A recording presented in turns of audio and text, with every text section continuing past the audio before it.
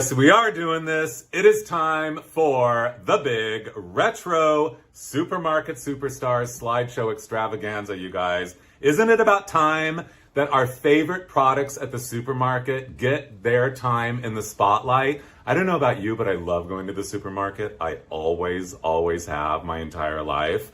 And now more than ever, because recently I've been doing the deep dive up and down every single aisle, looking through the layers of time and researching some of the backstories and glories of the most famous, the most iconic, the most colorful, the most fun products that have been on our great American supermarket shelves for decades. So that's what this show's all about. I'm so excited. I've never done a show like this before. So before we get started, I'm dedicating the show to my dear sweet mother, Donna Kay. You see her here in her Compton High School, Compton, California High School yearbook. This is the photo in the outstanding students section because she was voted outstanding high school home economics student of class of 1958, you guys. And I have to say, they totally got it right. Definitely. She has been, and still is the homemaker with the mostest or whatever, all that and more. I mean, breakfast, lunch, and dinner, homemade, always delicious, everything delightful, and always a full, complete spread. So, Mother, this show is dedicated to you. I've enjoyed every single meal you ever made, except, sorry that one time in 5th grade when I said I didn't like your Salisbury steak. Actually, I decided now I really did like your Salisbury steak. It was delicious, as has been everything. So still, I know. So anyway, straight out of Compton, I know. So anyway, with that said, we are going to dive into the great American supermarket. So I grew up down the street. This was our supermarket, Market Basket. Don't you just love the name Market Basket? I know. And how much do you love that there's a 59 Mercury Montclair parked right out front in the most gorgeous peacock blue metallic that I've ever seen on a car before. Here comes the box boy with the big cart full of groceries, Mother's carrying some, and away they are about to speed away in that gorgeous Mercury. I know, don't you love those taillights? So they're probably going on a supermarket tour like us. How much do we love this Thrifty Mart, you guys? So this is another one of the chains in Southern California. This one is long gone. This picture was taken in about 1962. And I know that because there's a 62 Chevy over there on the right, and that's the newest car in the parking lot. Speaking of the parking lot, there is a car show going on in the parking lot. And how much do you love what an artistic expression of mid-century glory this is? I know. First of all, let's start right up front with a diagonal stripe painted there. For what reason, I don't know, but I love it. Also, you guys, don't you love the fact there is a promenade leading up to the front door of the store, as though you could also host the Academy Awards there, or the Met Gala? They should have the Supermarket Gala, the Thrifty Mart Gala. I know. Everyone could push a shopping cart with their favorite items. Wouldn't that be great? Also, those flying saucer light fixtures to light your way. Not to mention, on the left side of the building there, you can see all those T's, T. That is modern art, you guys. I know. Gorgeous. Then that script written right across the front there. So mid-century modern. Don't you love how the T goes way down at the end? Very avant-garde, I know. And then as the crowning touch, the big giant T on that big giant sign to remind you where you are, like the cherry on top of an ice cream sundae, or something like that. Okay, this is Ralph's. Ralph's is definitely the most famous, the most iconic supermarket chain in all of Southern California land. And Ralph started way back in the year of 1873. I know. This market looks like it was probably built in about 1939, and you see it here in about 1955. Across the street, there is a Scott Tissue billboard, and it looks like that tissue is green. I know, remember colored toilet paper? I know, you guys, there's so much to talk about. But anyway, I love that it says Ralph's twice. I love that big, streamlined, modern signboard, you guys.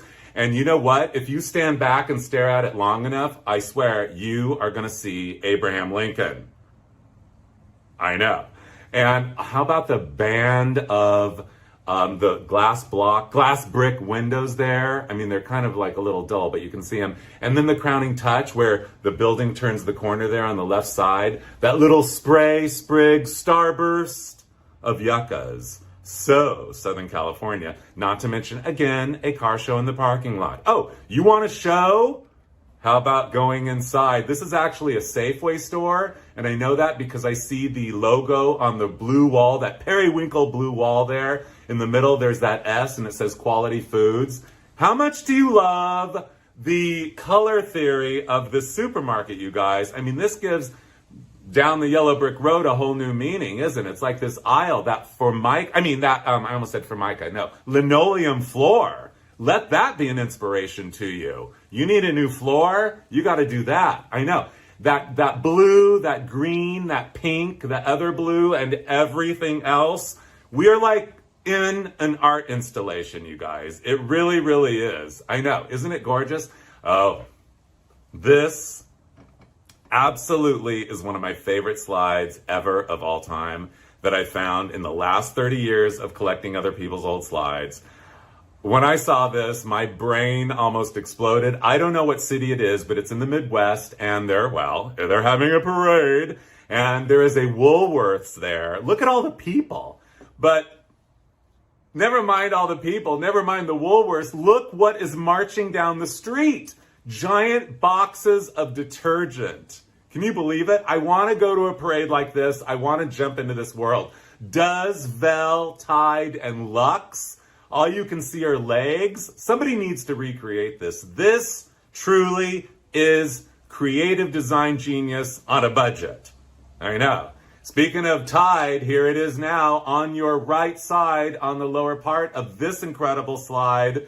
In a supermarket, there's Tide and there's Fab. Don't you love those names? Tide and Fab and Does and Vel and all that? I know. Just the brand names alone are enough to send your imagination into the stratosphere and your spirit to soar like it never has before. Just the mere thought of thinking about these brand names. But anyway, this is a Johnston's Frozen Pies sampling. And how much do we love sampling, you guys? I know. So, and I love the fact that the lady's giving the samples. I almost said sampling. Sampling, samples, samplings. I like samplings. They're dressed like nurses. I mean, is there a doctor around? I don't know. Also, you guys, we have to admire those shopping carts. Aren't they gorgeous? And the fact that there is a neon sign there, but they didn't turn it on. I don't know why. Maybe it was blinding all the customers. So you guys, I found this slide and I loved it, and I've always admired this slide. It's one of my all-time favorites. And then I was in an antique mall in Long Beach, and I found this. It's actually one of the Johnston's Frozen Pies tins that they came in. Somebody saved it, so I bought it. It was like $9. I'm like, of course I have to have this. This happens to be mince, as you can see. But you guys, just looking at the package, it looks like outer space. There's stars on it. Do you see the stars? And there is a ring, like that ring around the plate is like the ring around Saturn. And that crust practically looks like the surface of Mars. So, I mean, out of this world. So then, I couldn't believe it. A friend of mine who's a fine artist calls me up and says, remember that mince Johnston's Pies tin you found? Well, I found a peach one. And guess what? I painted it. And guess what? I'm bringing it over to your house. So he brought this painting over that he painted, and he and a friend came over, and they just like bulldozed what I had on the wall and put some nails in and hammered them. Well, yeah, hammered the nails in the wall. That's what you do when you hang a picture. And he hung this picture on the wall. So for about the last 4 years in my place, in my living room, right in the middle, is this picture as the centerpiece. But what's bizarre about this picture, you guys, is that it's 6 feet wide.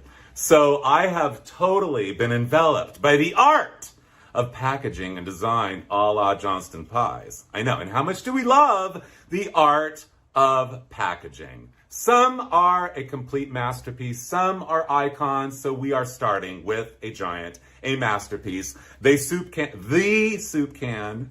Okay, I better calm down. I see Campbell's soup can and I go crazy. I mean, don't you? I know whether you'll admit it to yourself or not, I know you do.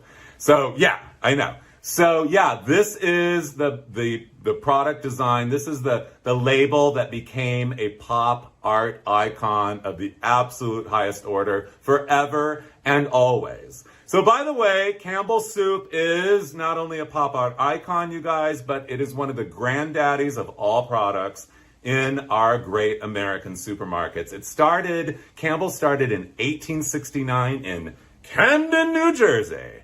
So can I just say thank you, Camden, New Jersey, for Campbell's? I know. But pea was not the only flavor, you guys. By the mid-20s, they had several, and I'm going to name them for you. Printanier, I think that's how you say it. It's a spring soup. I know. Vermicelli, tomato, chicken gumbo, clam chowder, asparagus, consomme, chicken, julienne, mulligatawny. It's like South Indian spices. I looked it up because I never heard of it before. Mutton, yeah. Okay, mutton, celery, oxtail, mock turtle, bouillon, bean, pea, pepper pot, vegetable, vegetable beef. Wait, do you say vegetable or vegetable? I think from now on we should probably all start just saying vegetable because it's more fun to say vegetable. I know.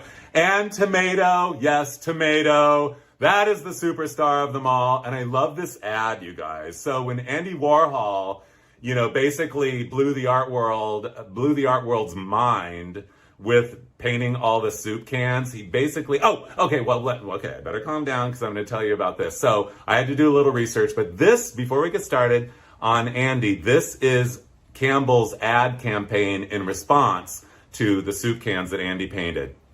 So Andy painted in 1962. He actually painted, they weren't screened, they painted 32 cans, one for every flavor. His first show was in 1962 in Los Angeles. And now, I'm not sure how much the original sold for, but not much. Like, maybe a couple $100 or something. But anyway, now the record for one is 11.8 million, but it wasn't for tomato, you guys, it was for pepper pot. Also, in 2018, according to what I heard, there was a big art heist at the Springfield Art Museum, and 7 of them were stolen, you guys. And apparently they don't know where they are. So anyway, we could go on and on about the iconic Campbell soup can, so we might as well just a little bit more. I don't know about you, but definitely, I do have favorites. But I would have to say my favorite of all would be tomato A to Z's. Originally it was alphabet soup, but now it's called tomato A to Z's. I actually could not find a can of this, but I know it's still out there. It's still made. And I don't know about you, but I love to play Scrabble with myself while I eat lunch. Don't you? I know. And I love to learn from my food. Speaking of learning, you wanted to learn from your breakfast? No problem. How much do we love alphabets, you guys? Yes, Post gifted the universe with alphabets starting in 1958. Sugar sparkled oat cereal.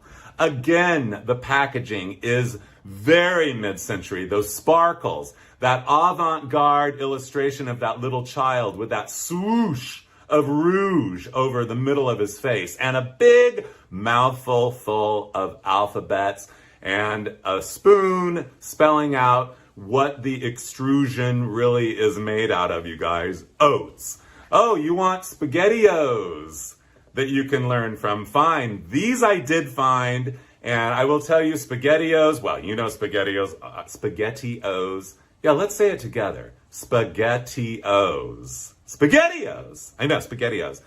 They first were introduced in 1963. I'm not sure what year they introduced the A to Z's, but I did find a can of these at the supermarket, and I just have to show them to you guys because they are so beautiful.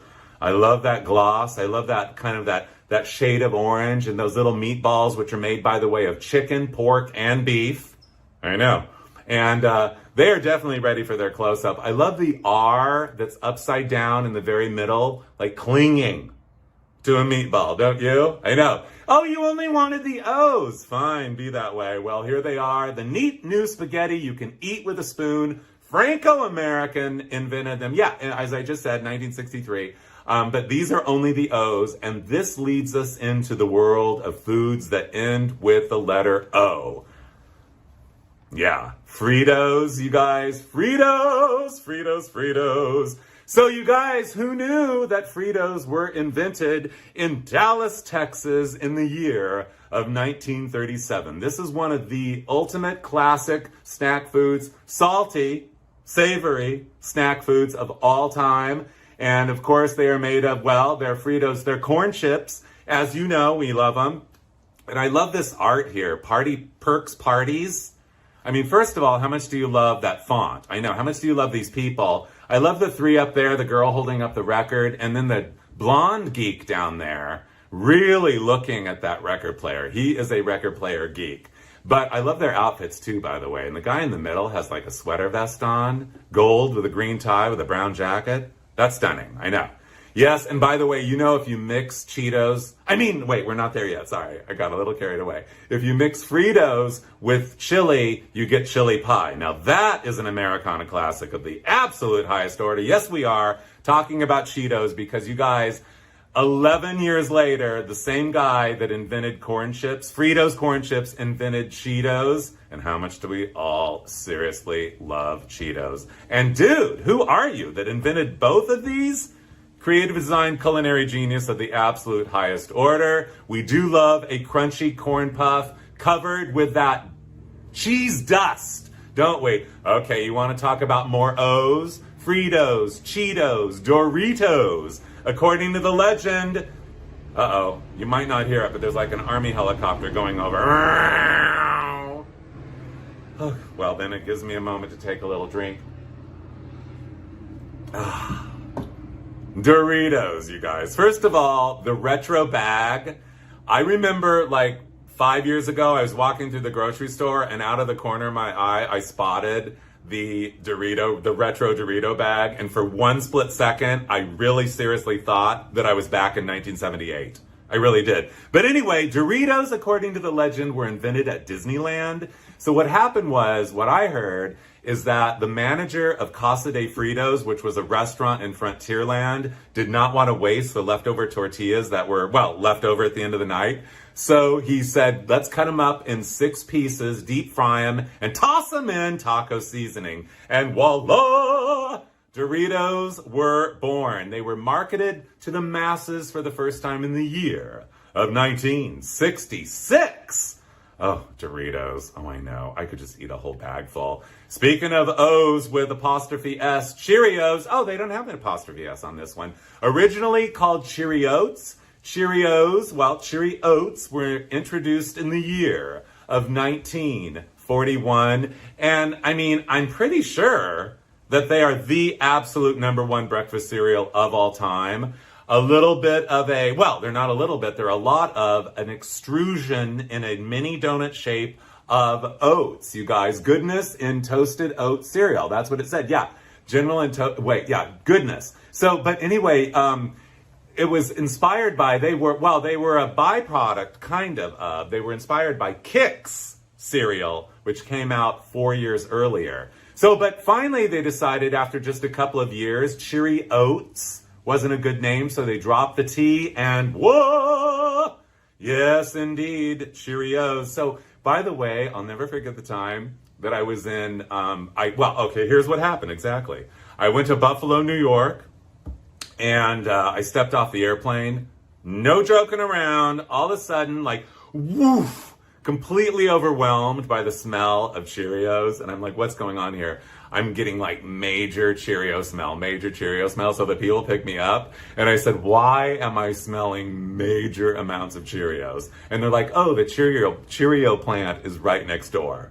So anyway, thank you, Buffalo, New York, for all the Cheerios. You want more O's, ho-hos? How much do we love ho-hos, you guys? I know. And how much do you love Mr. Happy Ho-Ho there? He thinks he's Robin Hood. I love it. And basically, we might as well get it out in the open, you guys. Ho-Hos were first baked in a San Francisco bakery in the year of 1967. The tour continues with the O's, but we're going to talk about first, you guys, this is Alpha Beta Supermarket. And this is another one of the local chains here in Southern California that I grew up with as a kid, but they are no longer in existence. But I wish they were, because if I walked in, I would love to see that gorgeous shade of that light turquoise, those metal beams, very mid-century modern, that lighting pattern. I know all of the products there for us to choose from. Now, I will tell you, this slide did not have a date on it, but the way I was able to date it, you can barely see on the magazine rack there. that there's a Time magazine. So I went and searched all the Time magazine covers. As it turns out, it's April 1960 because I matched up the cover. So anyway, yeah. So, I always love to know what year everything is. I mean, time is very important. So anyway, as we wind around this store, right in the middle there, you can see that there is a giant display of Crisco, you guys. Speaking of O's, there it is right there. It's digestible. I love how the big C is about to munch that R and that I, don't you? Yes, Procter & Gamble invented and first introduced Crisco in the year of 1911. Crisco, Crisco, Crisco! Yeah, Crisco. It's basically, what I heard was, it's crystallized cottonseed oil. I know. Okay, fine, you don't want plural. Oh no, this one isn't a plural. We're already at single O's. Drano, you guys, for those clogged drains. I mean, the Drano of our lives, we've all had to experience Drano in our lives at one point or another. Introduced by S.C. Johnson Company in Racine, Wisconsin in the year of 1923. And the O's continue. Brillo! Yeah, feast your senses on this for a moment, why don't you? Shine-O-Matic detergent. Have you ever? I know. Don't you love anything that says O-Matic or O in the middle with 2 dashes on either side? I know. The world needs more words with O and then, Matic or whatever at the end. But Brillo with a gentle arch. Brillo means brilliant. Introduced in 1931 when aluminum pans were replacing cast iron pans, and the pink, that famous pink that you get, comes from Jeweler's Rouge, according to what I researched. And I will tell you that I took this picture.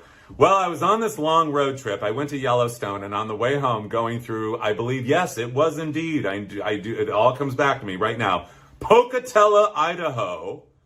Have you ever been to Pocatello, Idaho, you guys? Pocatello? Oh, Pocatello. Thank you, while we're on the O's. Anyway, so what happened was I look up every town that I go to, I always look up small museums. Well, I look up museums, but especially small museums. So I looked up small museums in Pocatello. And anyway, it says the Museum of Clean. The Museum of Clean.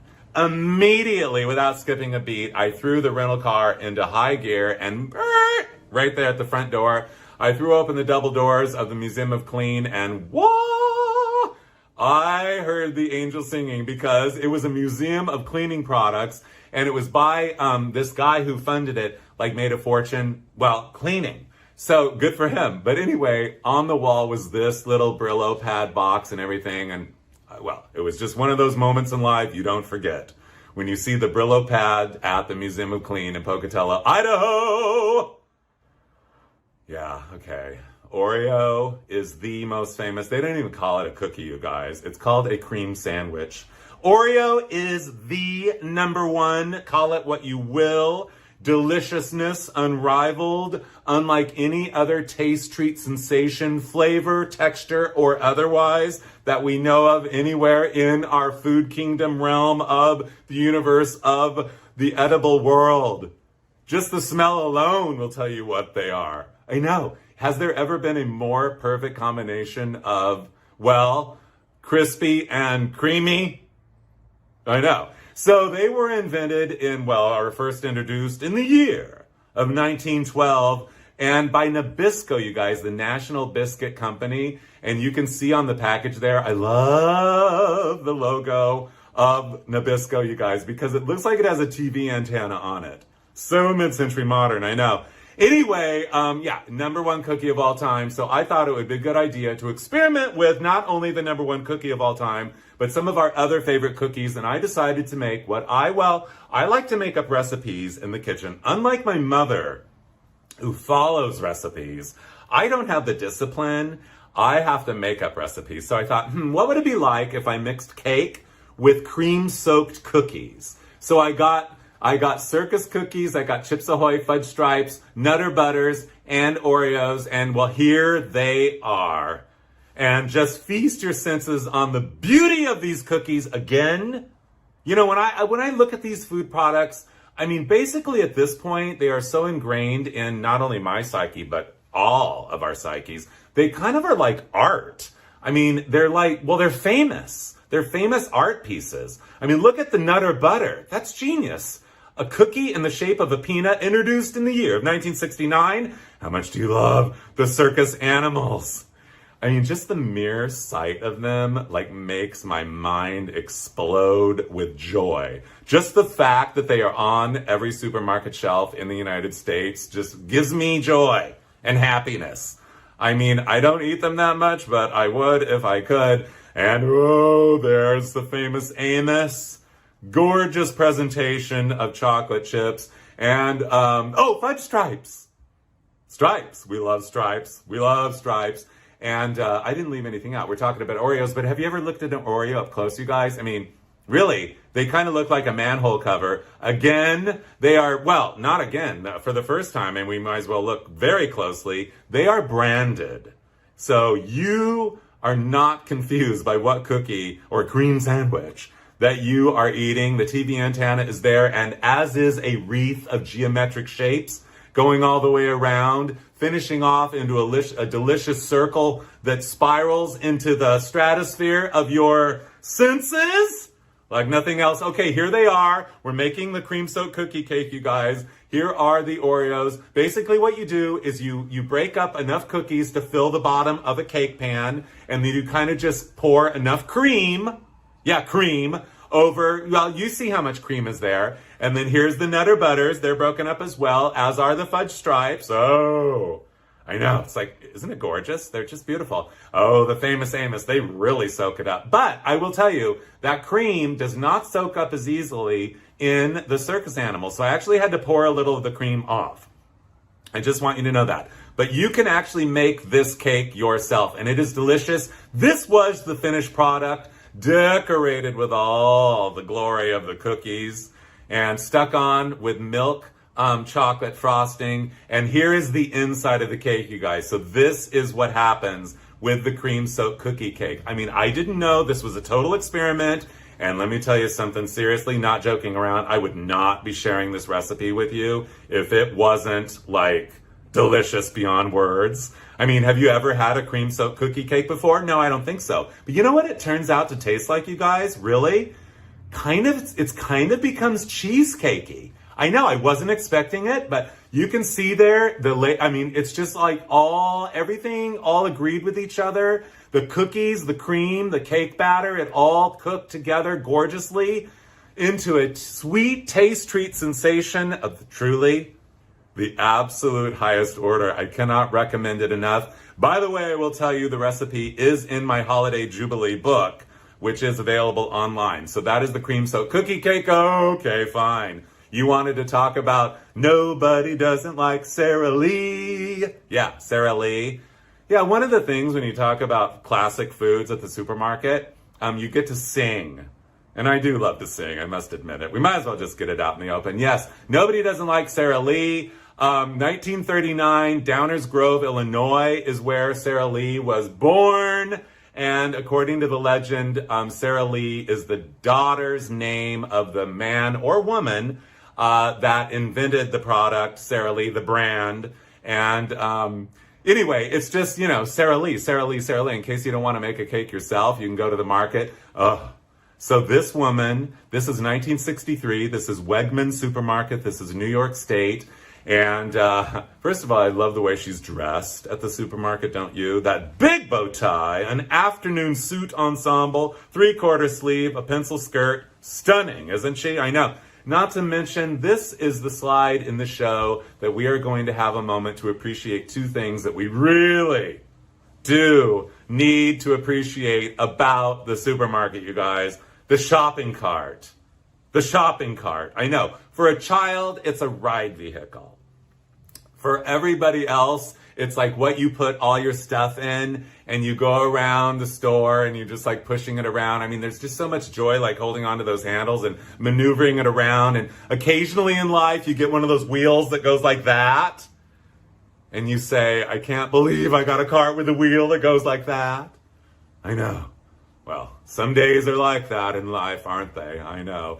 Not to mention the other thing. Well, no, I will mention it. What am I saying? The other thing, you guys, I know you, like me, always appreciate the glory of the beauty of that giant refrigerator case that just goes on and on and on, that on a hot summer day that you even appreciate more than you do any other time of the year, because you know on the hottest day of the year, you've done it, I've done it, for some strange odd reason, I think, oh, I'll cool off at the supermarket. And you like stick your head down in there for a minute and it feels so good. I know. But anyway, again, the display at the supermarket, it is like a true art installation. Speaking of art, Duncan Hines, did you guys know Duncan Hines was a real person? So he was a restaurant critic. And he traveled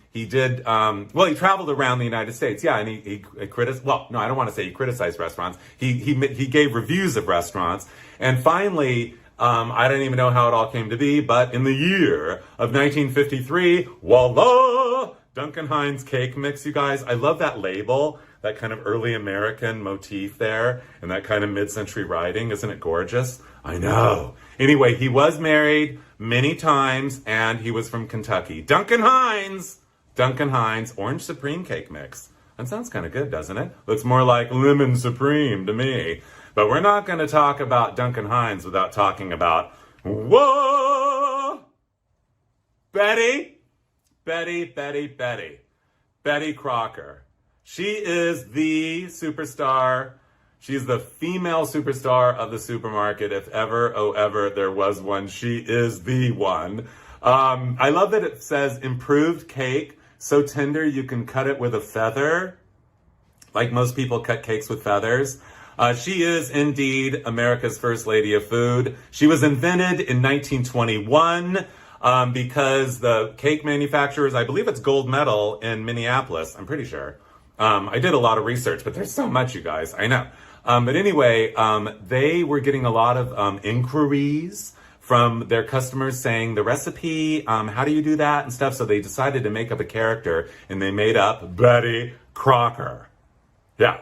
And so she became this fake character and she would write back and say, oh, well, the way you make the cake better is by doing this, by doing that. Finally, in 1936, they drew up a likeness of her. And so we got to know who she was. And it's really kind of bizarre because I didn't even realize that she had in every big major radio network city in the United States, they had the Betty Crocker radio show. And all these different women from different parts of the United States, depending on their accent and stuff, would play Betty Crocker and have this 15-minute radio show. I mean, it's a whole thing. Betty. Yeah, Betty. Betty is big. So anyway, the other thing that I wanted to tell you is that, oh, I know what I wanted to tell you about cake, you guys, is that, so long story short, I'm going to just cut right to the chase and say one time this lady said to me, you like to make up recipes and stuff. She says, I have a recipe. I have something to tell you. It is a tradition in our family and it has been since 1911. I'm like, what? She goes, everybody in our family, when they turn 11, they get an 11-layer cake, an 11-layer birthday cake. Isn't that genius? We definitely, that needs to spread like wildfire. Every 11-year-old deserves an 11-layer cake. They'll never forget that. An 11-layer cake for 11-year-olds. Anyway, Betty Crocker continues. Here she is, and here she's having new fun with cupcakes. I don't know about you, but I love all these cupcakes. Yes, the coconut-covered one. There's one, looks like it's upside down with the wrapper off with a well-drained overnight in the refrigerator clean peach. Then we've got some candy looking at the other one with a face going like, ooh, ooh. I know. And then we've got circus animals going around in a little carousel with a peppermint and a candle. That's genius. And then little cereal-studded one in the middle. But the one that I'm kind of obsessed with, not kind of, totally obsessed with, is I've never seen it, but I have seen it in cookbooks, but not in real life, where somebody makes cupcakes in those ice cream cones. And in this case, they put frosting and sprinkles and then a maraschino, or do you say maraschino, cherry on top.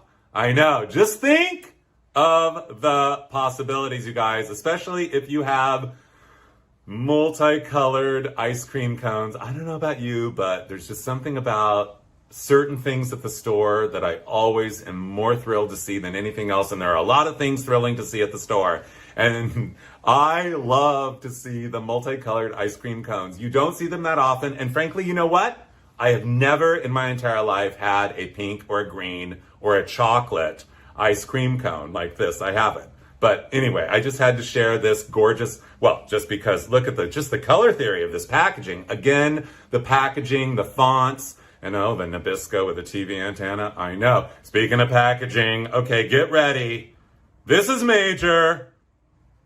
This is real. This is deep. Okay, I guess, if truly, I had to, there are so many favorite products at the supermarket, but the food coloring is among my absolute favorites. First of all, the color theory. How gorgeous is this? I love color. I have no fear of color. And this is glory of color, if ever there was. I know.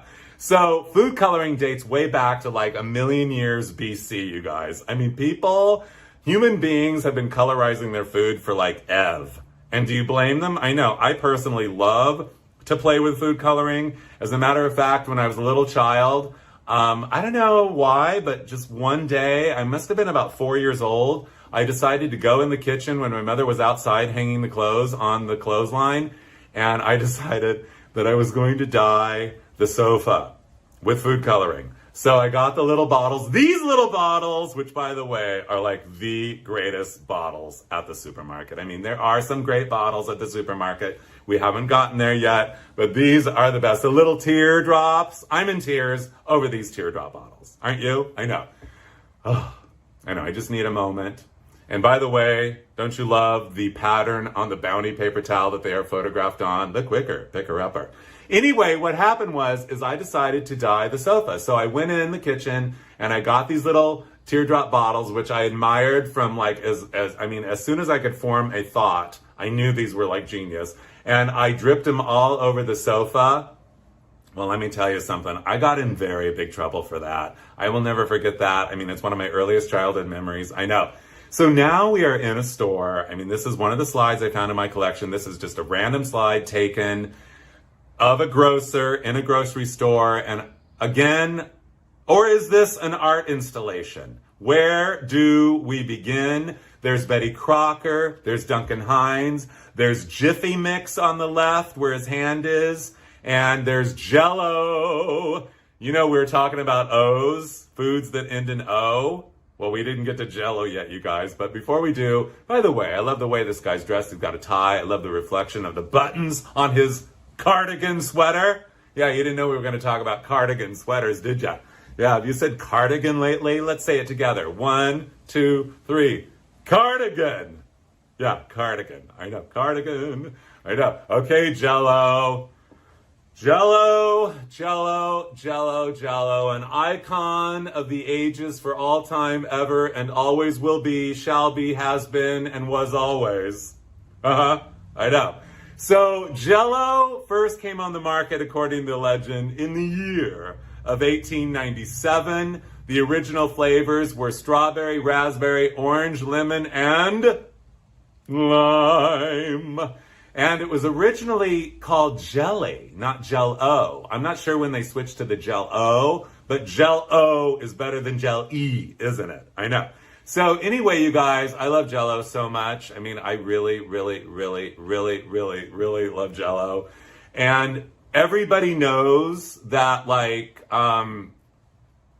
just laying your eyes on a great Jell-O mold, whether in real life or in a photo, is truly one of life's greatest pleasures. There is absolutely no question about that.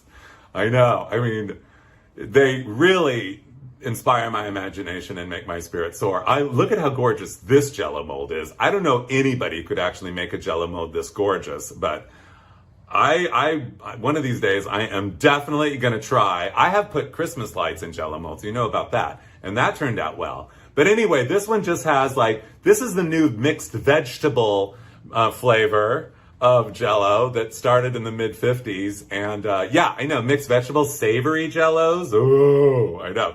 And there's celery flavor. So, the weird thing is, though, you guys, is that I called up the Jell-O Museum in New York. Leroy, New York, I believe, is where Jell-O was invented, and where, did I just say that? I don't know. There's a lot going on. I called up the Jell-O Museum in Leroy, New York, and I said, okay, of all the Jell-O mold recipes, because, like people put stuff in Jell-O.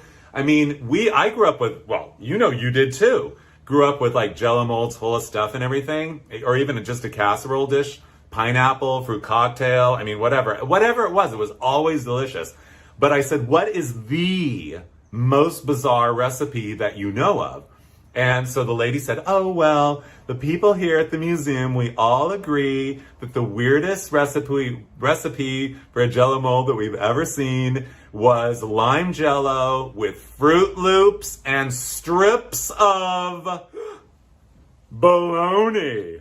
I know. Okay, the Jell-O, we are not done talking about Jell-O, you guys, because really, we have to get it out in the open. The ultimate Jell-O product of all time is Jell-O 1, 2, 3. Do you know about Jell-O 1, 2, 3? I don't know if they still make it or not. I mean, I remember eating it like in the early 70s because my mother would make it once in a while. But here's what happened. It was, you can see it right there. It's the Jell-O that you would mix, but then as soon as you were done mixing it, it would chemically separate into not clear at all, a little bit clear, and then clear. I mean, it was so bizarre. It's like Jell-O goes sci-fi. It's like science fiction. Here it is on a table. I don't know who this family is, but they have lovely drapes that cost them a lot of money. That thing hanging down the middle above the table, believe it or not, I don't know why, but I looked at it through my loupe and I can tell, I could see, maybe you can see it right now with your own eyes, that is a seahorse hanging above the table. I don't know what that means. We could go on and on about these people and what they're wearing and everything, but we don't have time right now, but we do have time to talk about, okay, at first I didn't get, how do you make, those aren't candles, those white things, those are napkins. How do you get your napkins to stand up like that? And then I figured it out after 2.5 seconds. Well, okay, 2.5 minutes. You put them in the napkin rings right down on the table. I mean, is that genius or what? I have never seen that before. Never, ever, ever. And will never forget it as long as I live. But we're not talking about napkins. We're not talking about napkin rings, drapes, or seahorses, or the fashions of 1971. We are talking about right there. There's two, you can see those two glass, little bowls or whatever, probably on little pedestals because they're fancy, because Jell-O 1, 2, 3 is fancy. And there you can see light, medium, and dark. Believe me, it was a glory to behold. Yes, I know. Okay, speaking of Jell-O 1, 2, 3, you want numbers? Fine. How about A1 sauce? Okay, this goes really far back, and it is an import from the UK, you guys. 1824. 1824. 1824? Who knew? A1 sauce. I grew up with A1 sauce. Occasionally, not always, we would have it with steak or whatever. I know. But we never had it with, I don't even know, I don't get the association. We just came off of Jell-O, so, and plus 1, 2, 3, so A1. But I don't get the association with A1 and that salmon mousse mold. But I'm okay with it because it gives me the excuse to just say salmon mousse. And don't you love to say salmon mousse? I know. Okay, fine. You wanted to talk about A1. Well, you want to talk about A1. You probably like to talk about, get ready, V8. Oh, V8. First of all, I don't know who the designer was that did this magazine print ad, but they deserve an award. First of all, Out Flavors. I guess this was part of the Out Fest of like 1948. V8 was introduced in 1947. And it was named after the V8 engine. Is that genius or what, you guys? I know. I know. Intro. Yeah. Oh, no, it was introduced in 1933. Wait a minute. Now, no. Sorry. Okay, I have notes.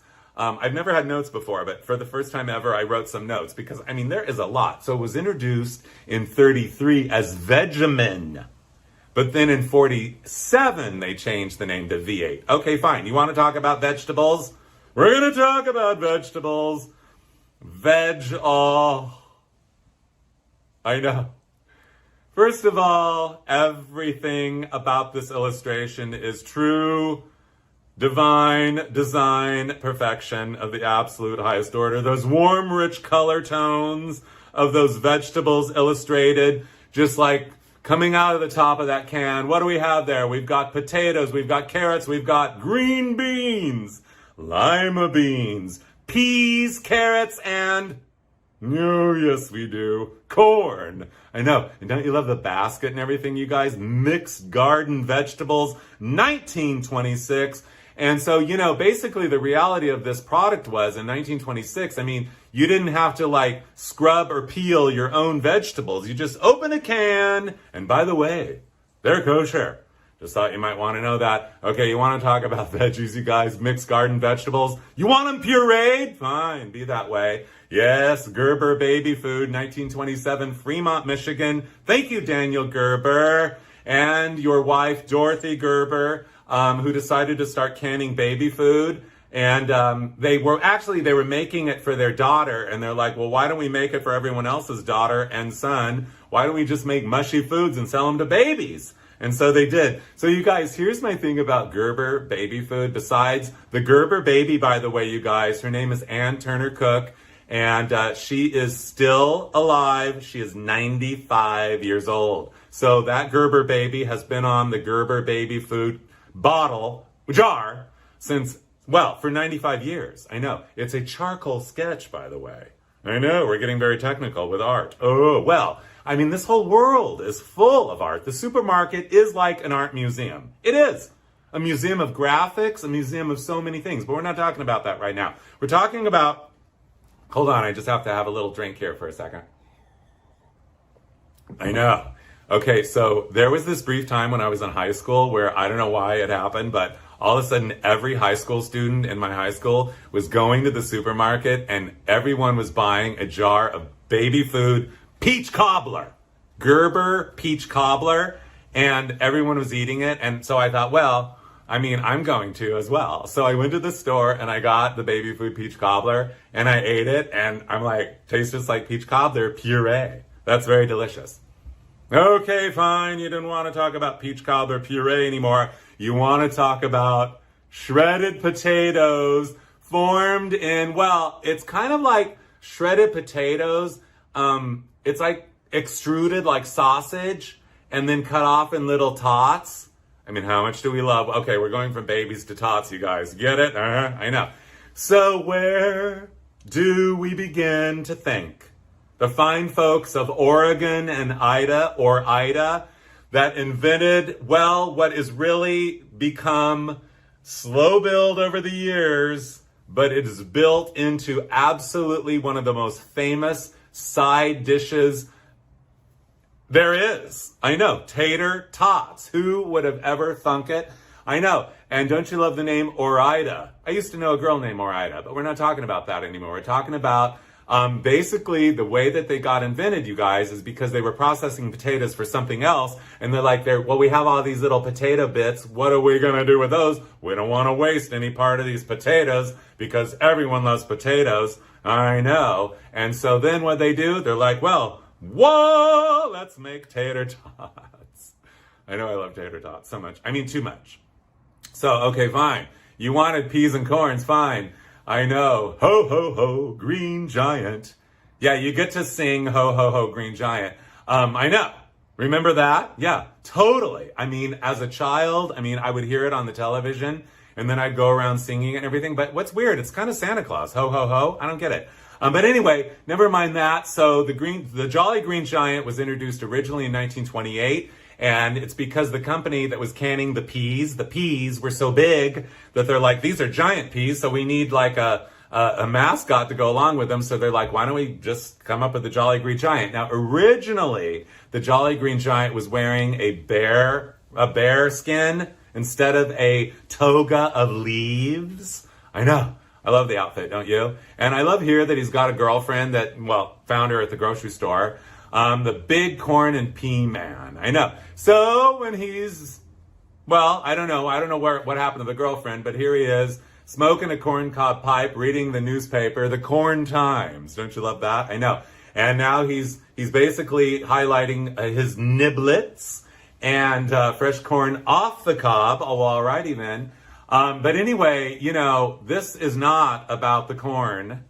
It's not about his corncob pipe. It's not about those slippers. You guys, how much do we love the upholstery of his furniture?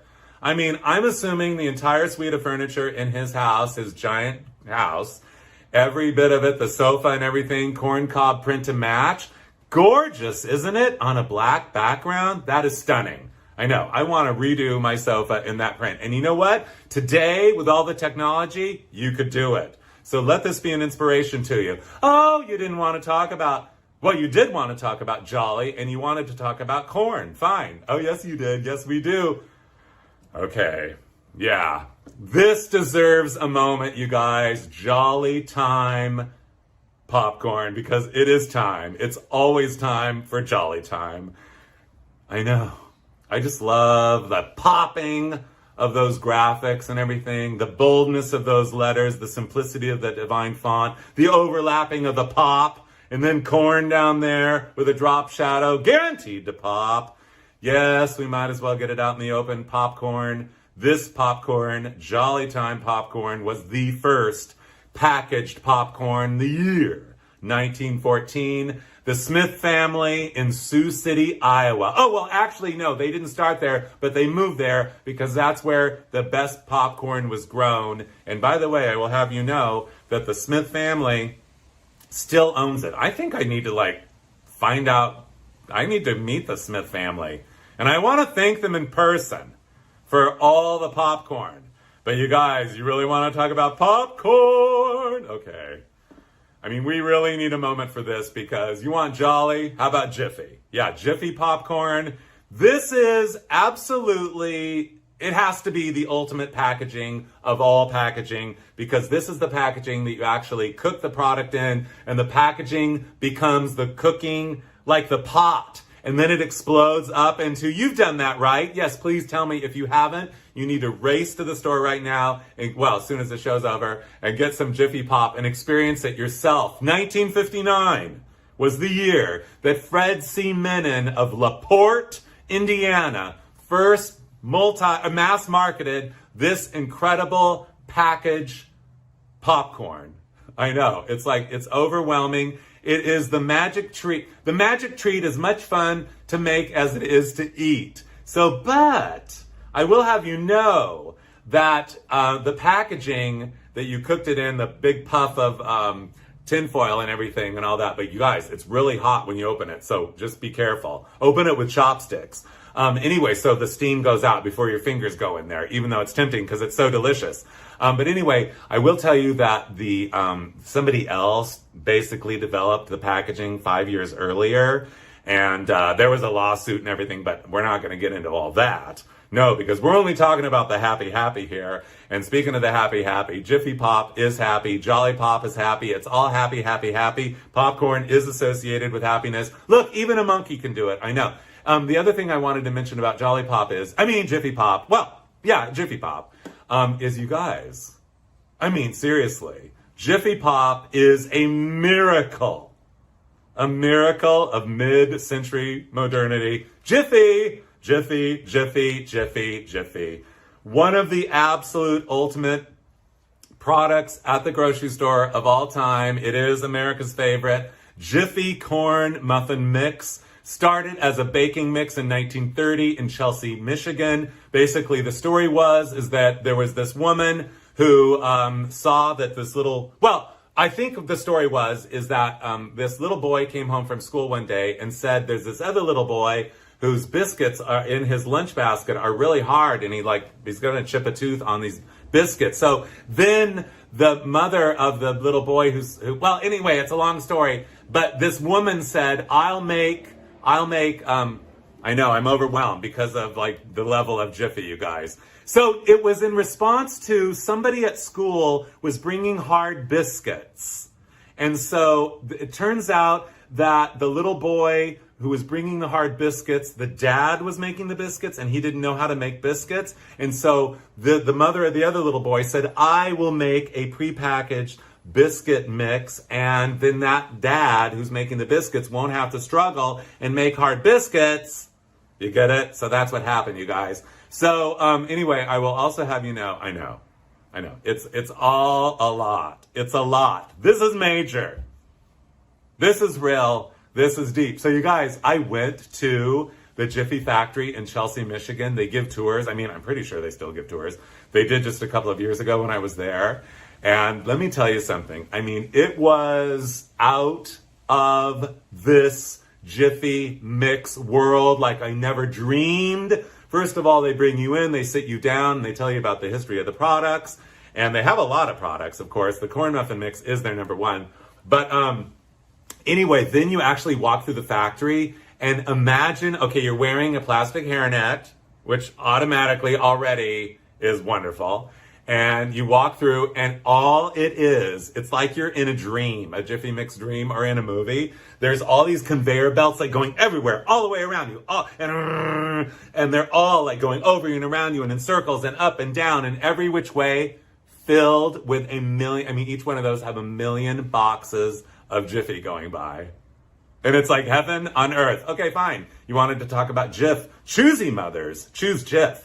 So, Jif was introduced in 1955, and I love the little kangaroo there. His name is Jiffaroo. So another, and it says a sandwich fit for a king. We're going to get to that later, but they're talking about Elvis. I know, Elvis. But anyway, Now I'm spitillating. I better have a drink. Hold on one second. Peanut butter, Jif. Anyway, what I was going to say is that, again, this happened to me. I was driving down the street in Lexington, Kentucky, and all of a sudden, out of nowhere, like this clear cloud of peanut butter smell, like wafted through the car like crazy. And I couldn't believe it. It's like major amounts of peanut butter smell. So I'm like, what's going on? And my lovely hostess, Lucy, said, oh, we're driving by the Jif factory. I said, pull the car in the parking lot immediately. Let's go to the visitor center. So we went to the visitor center and everything, and they had old jars of Jif on display like this. Don't you love the lettering that goes like that, you guys? I know. I love it. So we are now in a grocery store. Again, these are vintage slides, obviously. And this guy is standing in front of the peanut butter display. Well, no, kneeling in front of the peanut butter display. You can see Skippy peanut butter there and Peter Pan peanut butter, you guys. But don't you love the way, I'm not sure if they dress like this every day at this store or what, but the cowboy hat, the plaid shirt, that scarf, absolutely timeless classic. And they're all dressed this way. I guess that's the box. I'm not sure if that's a boy or a girl. Androgynous. But then the lady there at the checker, she's all dressed up all Western. Now, I had no idea where these slides were taken, but on her little lapel there, you can see, well, here it is. There's a little pin that says Corey's. And so I Googled Corey's Markets, and sure enough, it turns out, I had no idea, a small chain based in Los Angeles in probably the 30s for maybe the 20s through the 50s. But anyway, I know we learn something every day, but it's just, when I look at these slides and I look at these people and you just kind of wonder about them and, who are you? And, here's your moment and look how beautiful you look. You've got your cowboy hat on, you've curled your hair, you've got your lipstick on, your scarf, your plaid shirt. You look amazing. And I'm so glad to be sharing you with the world right now. Thank you for posing for this picture. And then this lady, she's going red and green. And don't you love that rare shade of green? Don't you love that running stitch around the top of that cowboy hat, the matching scarf, and the red with the kind of miscellaneous button trim there, unlike any button trim I've ever seen on any shirt ever, standing in front of the cash register, and behind that, all the cigarettes. Puff, puff, you want to have a cigarette? Fine. And then there's this guy. I'm not sure if he's the bagger or what, or wait, no, sorry. They used to call them box boys. But again, the Western theme continues. And who knew, I guess, that a green cowboy hat and Mr. Plaid shirt, well, I'm not sure if they're a couple or not, but clearly there's chemistry between them. I know. Don't you love her little ringlets too? Her little blonde curls? I know. And then there's this guy. Isn't he genius? First of all, everything about this shot. Sardines as a dramatic backdrop. Cans of sardines that are like 20 cents. Isn't there? Yeah, 20 cents? Yeah, 20 cents. Is there? And Vienna sausage? Oh, I didn't know we were going to talk about Vienna sausage, but here it is. Yeah, we didn't have Vienna sausage that much when I was a child, but once in a while, Vienna sausages cut in half. But anyway, I mean, this guy is genius. I mean, I don't know if he's doing inventory or what, but he's doing something, and everything that he's doing is perfect. That hat, I know. That white dress shirt, he's got, is that a cufflink or are those? No, I guess that's a button. But that tie, stripes going this way and that way and everything. I mean, where do we begin? Right here. New Kraft Marshmallow Cream. Yeah, we were on peanut butter as a subject, remember? Then we got distracted by cowboy attire and sardines and Vienna sausage. But now we're not talking about it anymore. We're back to peanut butter and marshmallow Kraft cream. Marshmallow cream. Marshmallow cream. Okay, I better calm down. I mean, it's all very exciting. I know. I mean, just the word marshmallow. Anyway, so marshmallow and peanut butter, marshmallow and cream and peanut butter is a combination, frankly, I must admit, believe it or not, I have never, ever had it before. But I'd love to try it. But I probably am going to have to homage to fluff when I do that, because fluff and peanut butter is a big thing. It's called, what is it? The Fluffer Nutter? That's what it's called, right? So Fluff is the primary brand of Fluff is the primary brand of marshmallow cream that is served on the upper east part, the upper United States, upper east United States. Like, I think it's from Boston. Anyway, and they have a big festival there every year, the Fluffer Nutter Festival. And yes, I would love to go, Fluffer Nutter people. Yeah, I know, because let's celebrate fluff like it's never been celebrated before. But anyway, what I was going to say is that, fluff. Did I say it was introduced in 1917? 105 years of fluff. Thank you, Fluff Factory, for gracing the world with all the fluff for all the years, because the world needs more fluff.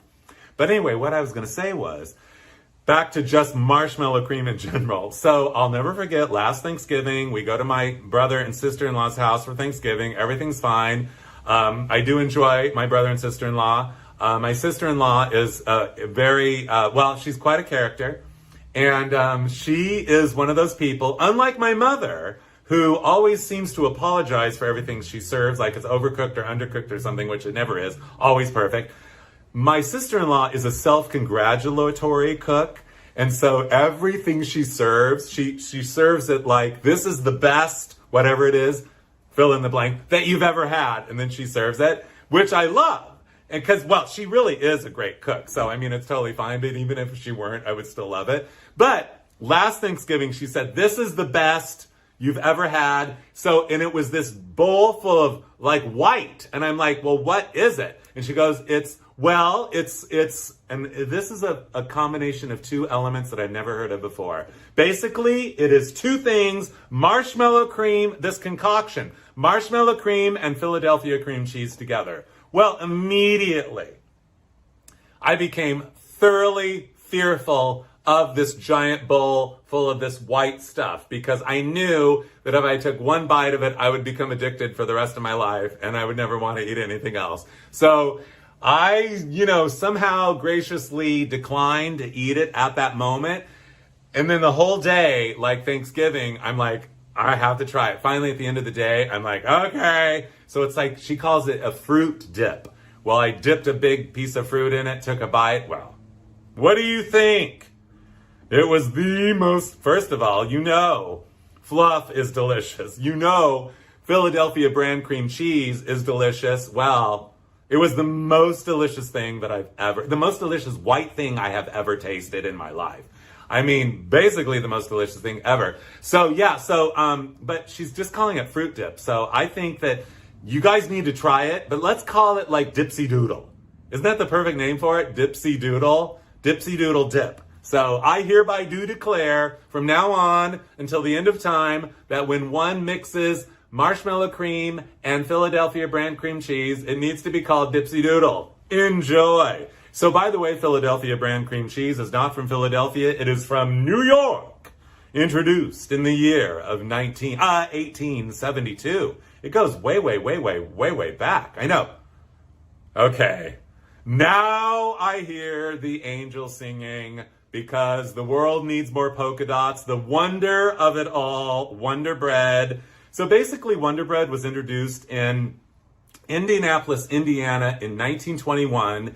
And the bakery company that made it, that invented it, they basically had this ad campaign before it was introduced saying a wonder is going to happen on X date. And so X date came and the wonder was Wonder Bread. Don't you love that? I know. And so according to the legend, those iconic polka dots, which is basically the most iconic polka dot pattern that exists in our world. I know. And the world needs more polka dots. Came from the balloons at the beginning or the end, I'm not sure, of the Indianapolis 500 race. So, I mean, where do we begin to behold the glory of Wonder Bread? And here is a family, a very white family, eating very white bread. Wonder Bread, there it is on the corner of their table for us to all enjoy. They're also eating, it looks to be like fried chicken. It looks like there's a big jar of pickles there, a homemade pie, and that is a cast iron trivet. At first, I thought it was a dark skillet full of black olives, but no, it's not. But we're not talking about the people, the hairdos, the curtains, the food on the table, or the Wonder Bread. No. You guys, did you notice their tablecloth? I mean, did they get this inside of a package of Wonder Bread, or was it just a mere coincidence? Or, well, it tells us, as I said a moment ago, crystal clearly, the world needs more polka dots. Okay, you guys, you want polka dots? How about polka dot cookies? Toll House cookies, from that house to this house, Toll House. Nestle's Toll House cookies were invented in 1939 by Ruth Wakefield.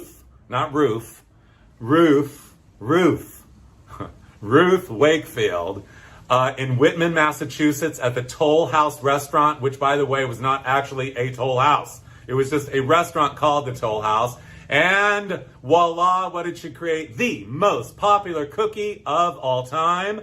And a little short time thereafter, after 1939, when she invented it, her recipe got published in the newspaper. And then I'll be darned anyway, the next thing you know, if that recipe was not on the bag of Toll House semi-sweet mini morsels. They didn't even call them chocolate chips. I don't get it. They don't call them chocolate chips on the package. Why don't we call them chocolate morsel cookies? No. It's like, we need to get our terminology straight in here. But anyway, yeah. So it has been, the recipe has been on the package ever since. And I do hereby declare that it is my belief that the recipe has never altered in all those years. Here is my mother, who basically has made 1 million, billion, trillion batches of chocolate chip cookies, which I have enjoyed thoroughly 1 million, trillion times. And, but the other day I go to visit her and she's like, here. And I'm like, whoa. She goes, yeah, I made chocolate chip cookie bars. So these are the cookies, but as bars. And so I'm like, well, bring them on. You know, of course I had like 12 of them.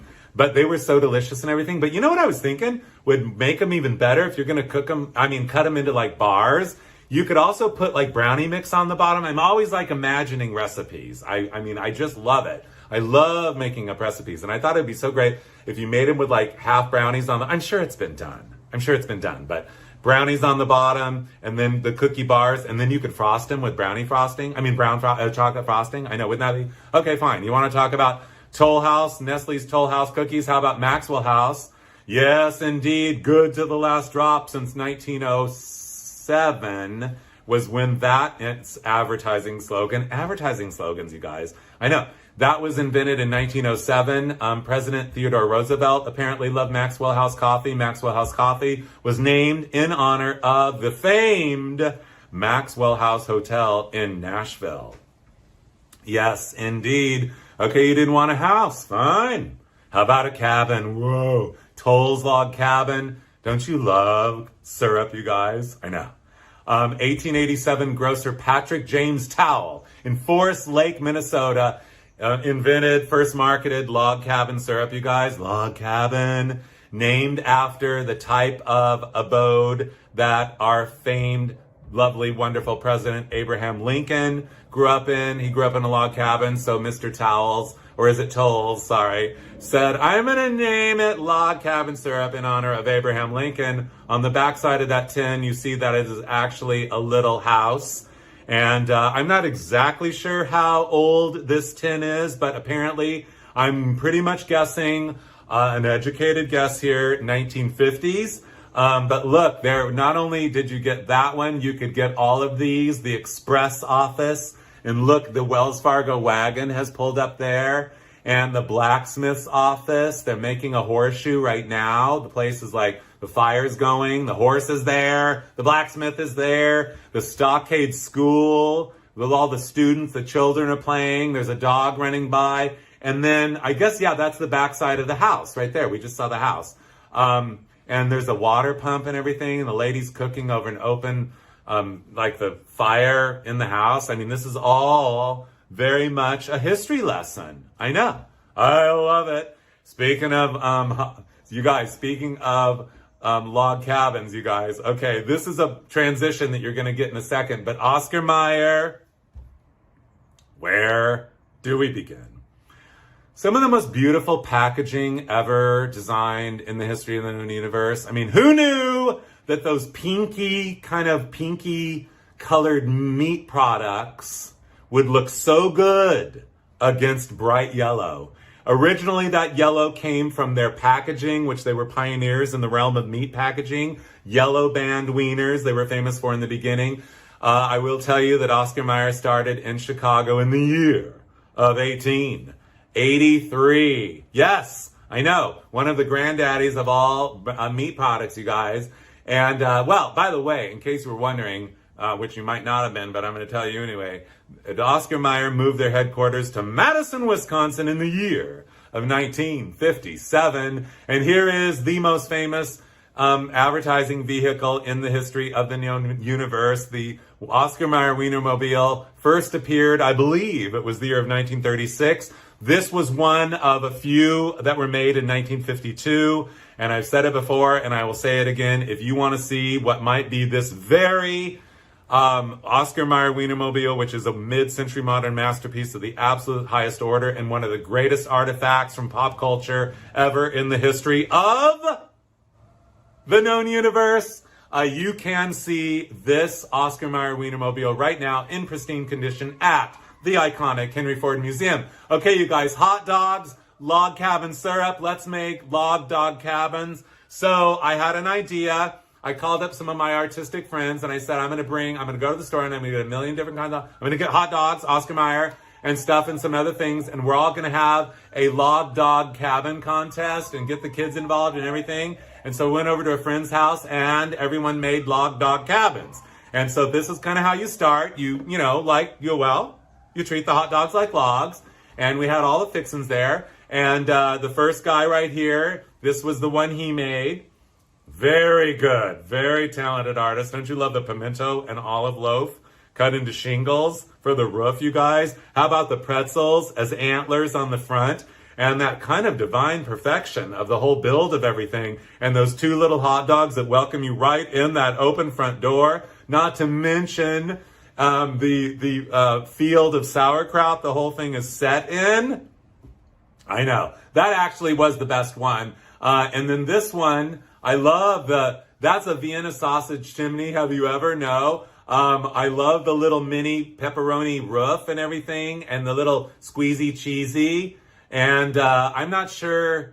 Oh, those are like Cheez-Its leading up. And it's, grass, relish as grass. I'm not sure what that is going in the front door there. It looks like a lone ravioli.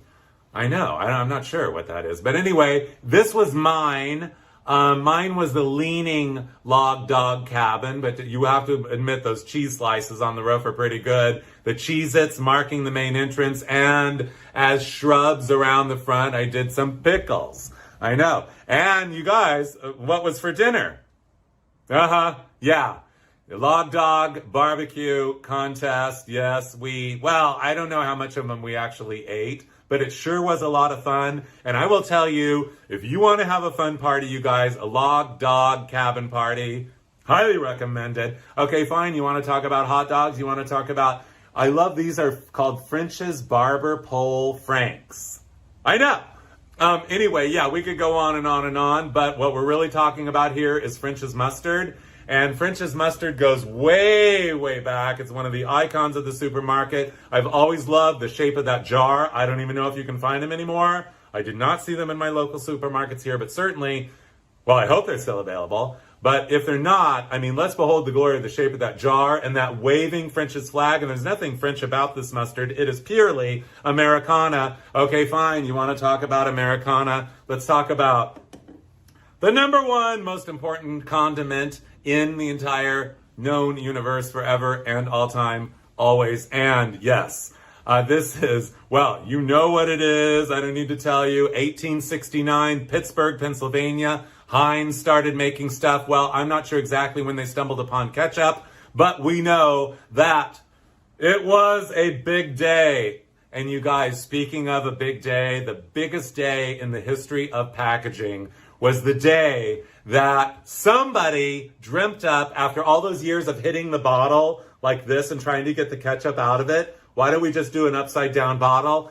I mean, that is creative design genius in the realm of packaging, more so than virtually any other package of a product in the history of packaging a food product. Don't you love it? And by the way, I was also told that, I'm not sure exactly when that happened, but I'm 99% sure it was in the 90s. I should know, but I don't, but you can look it up because it's a very historic fact. The other thing is this upside down squeeze bottle was engineered not to make noises like that when you squeezed it.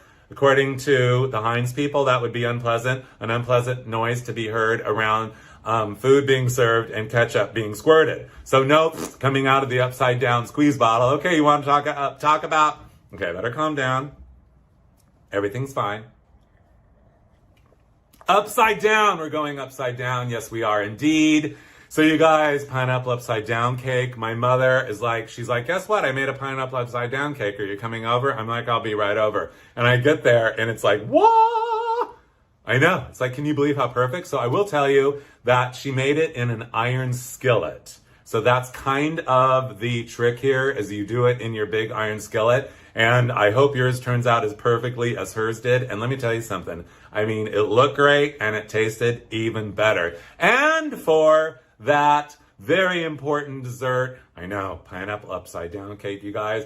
Dole pineapple, a product of Hawaii going way back to the year of 1891. James Dole was a plantation owner, and he is the one who mass marketed pineapple to the world for the first time. And how much do we all love pineapple? I know. So you guys, I went to Hawaii with my mother, and yeah, that was a few years ago after my stepfather passed away. I said to her, I'm like, let's go to Hawaii. So I took her to Hawaii. Everything was great. So we're sitting there in the hotel at the Pink Palace, the Royal Hawaiian. I said, if we're going to go to Hawaii, we're going to have some history.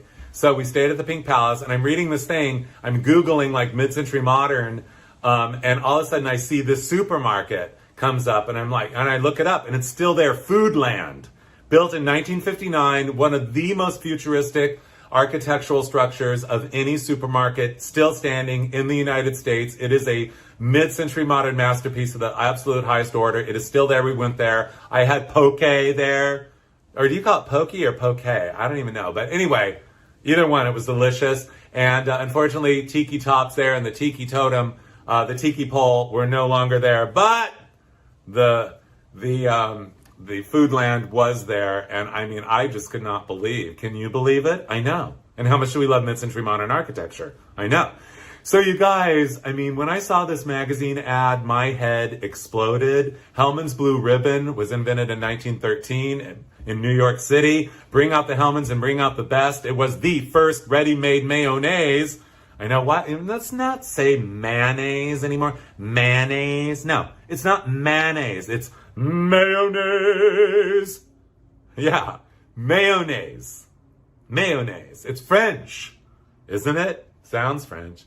But anyway, you guys, who is the food stylist that did this? I mean, I am waiting to do this or waiting for somebody to do this, because this is everything. I mean, I want to go to a tiki party and either bring this or see this in the middle of everything. I know, it's just overwhelming. Okay, fine. And then let's have ham for dinner, you guys. Jewel Market, Chicago, 1899 is when it started.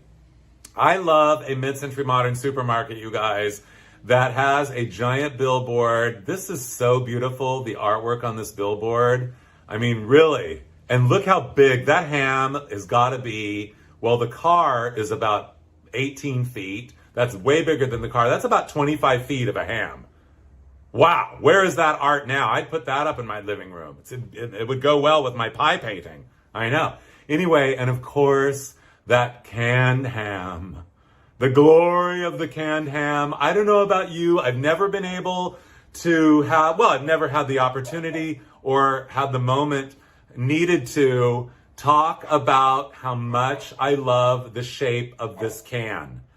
The canned ham shape, you guys, is one of the, it's like almost egg, but not quite. It's kind of abstract egg. But anyway, and look at Selecto ham.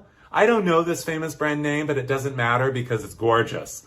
And again, the ham illustration, I love it. Has like a layer of fat all the way around it and the crisscross on top and everything. Yeah, this makes me want ham, but you know, it's missing something. Oh, yes, indeed it is. It is missing those pineapple slices with those maraschino cherries on top. Oh, fine. You didn't want to talk about Hawaii pineapple ham right now. That's fine. You wanted to talk about rice-a-roni, the San Francisco treat. Rice-a-roni, the San Francisco treat. Again, we are in San Francisco. Another Woolworths in the background. I didn't realize we were going to be talking about Woolworths so much. But Woolworths, by the way, well, you already know, is a now defunct Five and Dime, an iconic American institution of the highest order, as are the cable cars in San Francisco. And for a few years in the 1960s, the cable cars advertised rice-a-roni, as this one is, as the San Francisco treat. And here it is to this day at the grocery store. You still get the cable car on the box of rice-a-roni. By the way, rice-a-roni. Rice is rice. Roni is short for macaroni. Rice-a-roni is those two. Well, actually, the macaroni is broken up in little chips. And rice-a-roni is so good. I used to eat it. My mother never made it, but my Aunt Maddie made it, and it was really good. It started in a restaurant in San Francisco in the year of 1958. Oh, fine, you wanted rice, but you didn't want rice-a-roni. How about a Jiffy treat with minute rice, minute rice, minute rice? Don't you love everything snappy in the mid-century era of food? Yes, 1949, minute rice was introduced, and the rice world has never been the same since. Speaking of rice, I'll never forget when I was a little kid, my Aunt Maddie, we used to go over to her house for dinner a lot. Maddie, M-A-T-T-I-E. She used to make porcupine meatballs. So I couldn't believe a couple weeks ago, I went to my mother's house and she's like, guess what we're having for dinner? I'm making Aunt Maddie's meatballs. So porcupine meatballs. So my mother has never made porcupine meatballs, but I love traditions and families carrying on. And now this is a tradition that I want to carry on, porcupine meatballs. So basically, they're meatballs, you guys, with rice in them. And the reality of them is that they were kind of a way to stretch your meat in the war, back in the wartime. Anyway, so yeah, so porcupine meatballs. But you know what?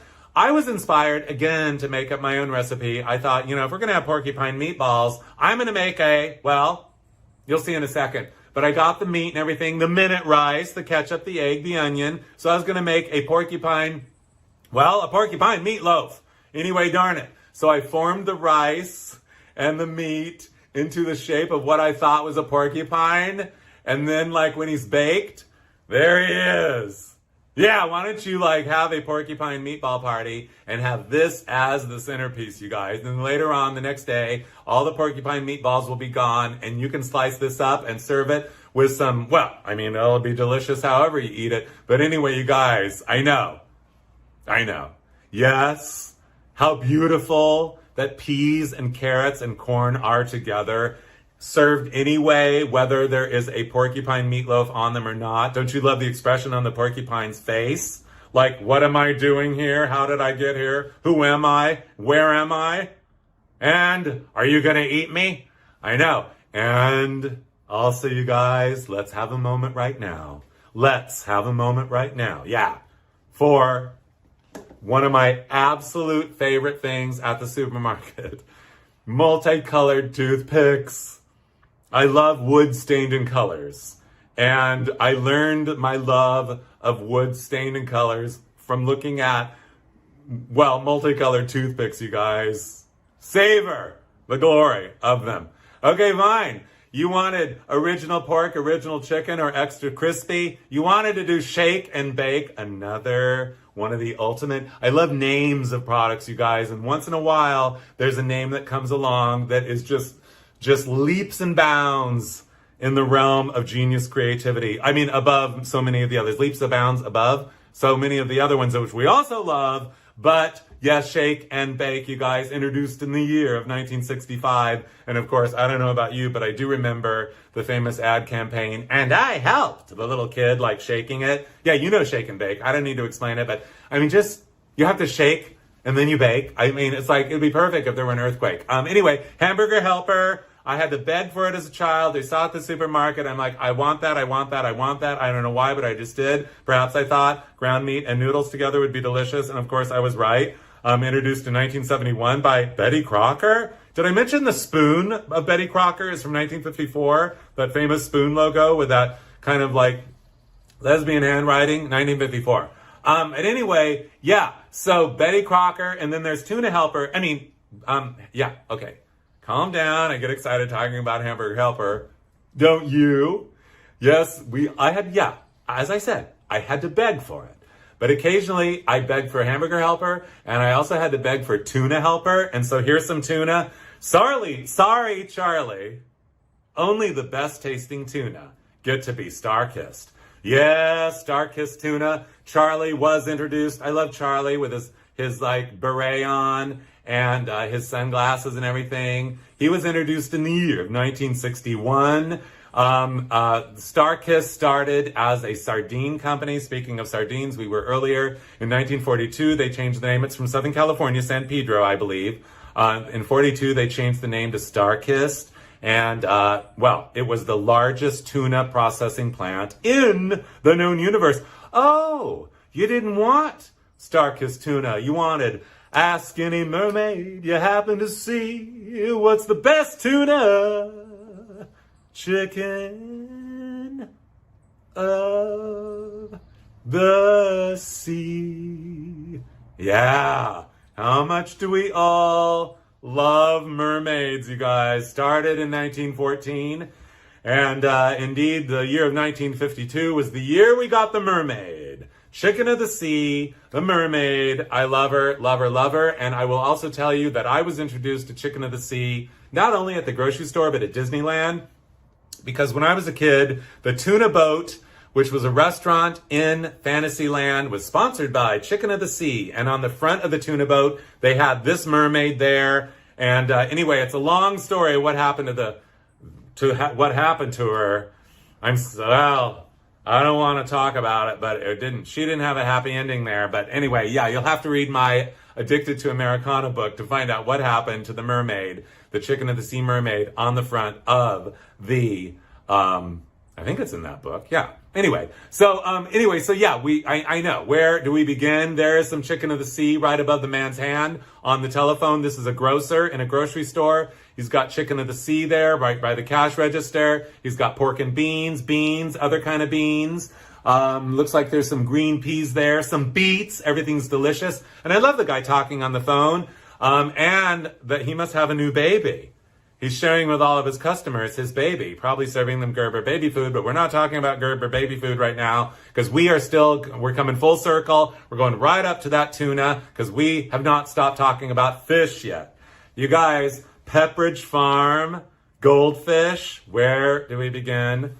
I know. Introduced, again, this is an import. Who knew? So we have adopted them as our own, but originally, goldfish were introduced in Switzerland in 1958.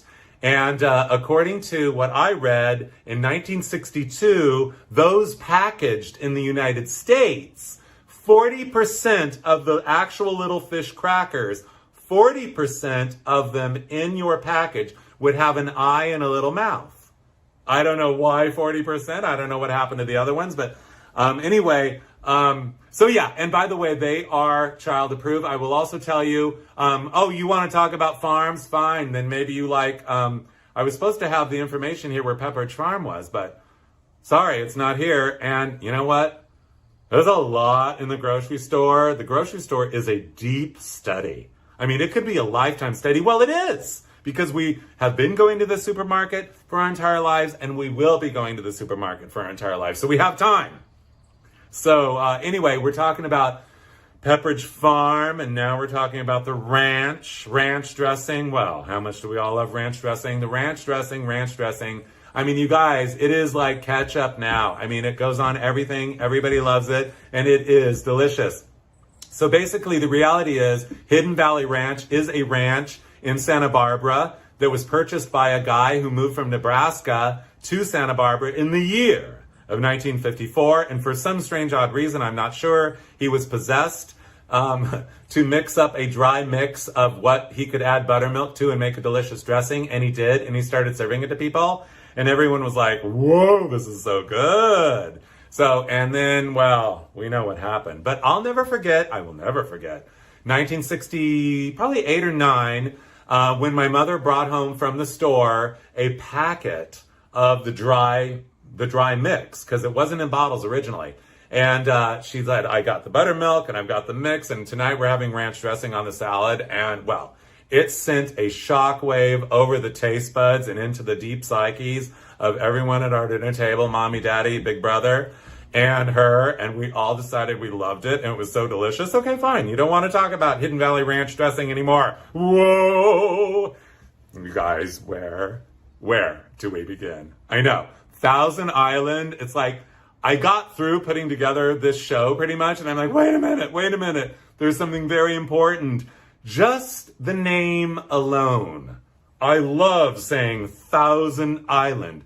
What's weird, though, is that I don't really care for it on a salad, even though secretly I do, but I like it on other things. So at the end of the day, we might as well get it out in the open, you guys.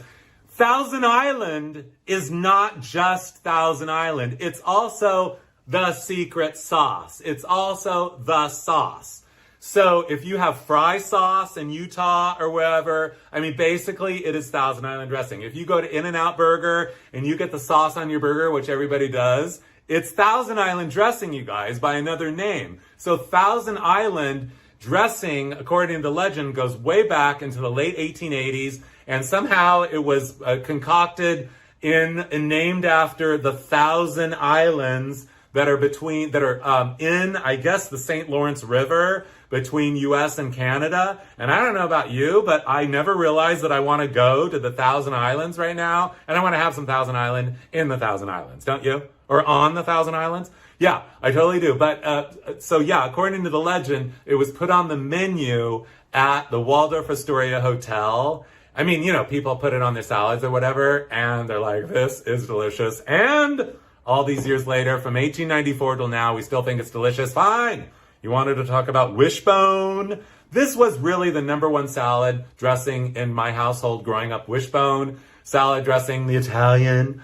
Anyway, I love this ad because I love the little Wishbone toddler guy. He looks like a genie, and he's got genie shoes on, which, by the way, I will tell you that I wanted to find a pair of those. So, well, it's a long story, but I went to Little India to find them, and I'll be darned anyway if I didn't go into a store and they had the shoes with the curly toes, but they didn't have a pair big enough for me. And so, like, the guy selling them, like, watched me cry as I couldn't cram my foot into the biggest size he had. And so I'm like, leave the store, like, all like, oh gosh, I couldn't find the kind of shoes that I want with a curly toe. Oh well, I guess I'll have to go on without them. And then I get like 2 blocks down the street, and all of a sudden, hey, you were in my store a minute ago. Hey. And I turn around, and he's dangling too, and he's like, I found your size. They're in my closet to this day. I need to wear them more often. But anyway, we're not talking about shoes with curly toes. We're talking about Wishbone salad dressing. Wishbone, and it looks like he's wearing a diaper too. That's so bizarre.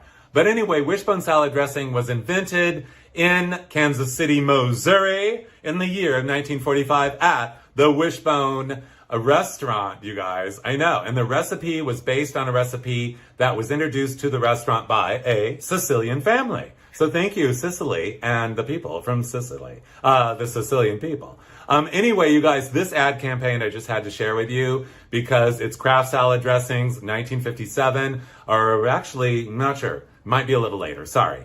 But anyway, I don't know about you, but I love when people wear salads on their head. Don't you? I know. This one is high fashion all the way. This woman's lettuce hat is on point. Her, like, I don't know if those are a very rare hybrid of baby carrots that are red in color, or if those are like pimentos or what, but she's got a little bouquet of something poofy to smell in front of her. And I hope it doesn't make her eyes water because we wouldn't want to lose that very sharp line of mascara and false eyelashes, not to mention those pouty lips. Okay, here is a woman who's doing kind of floppy sun hat meets Carmen Miranda. I know. And yeah, I'm not sure what's going on with her, but I am sure what's going on with this one. This woman prefers her greens wilted. Yes, indeed. I know, what a bizarre ad campaign. I know. Kraft salad dressings, Miracle French, Kraft coleslaw, and French dressing. And speaking of French dressing, there it is on the table in its natural habitat. I thought you might want to see it.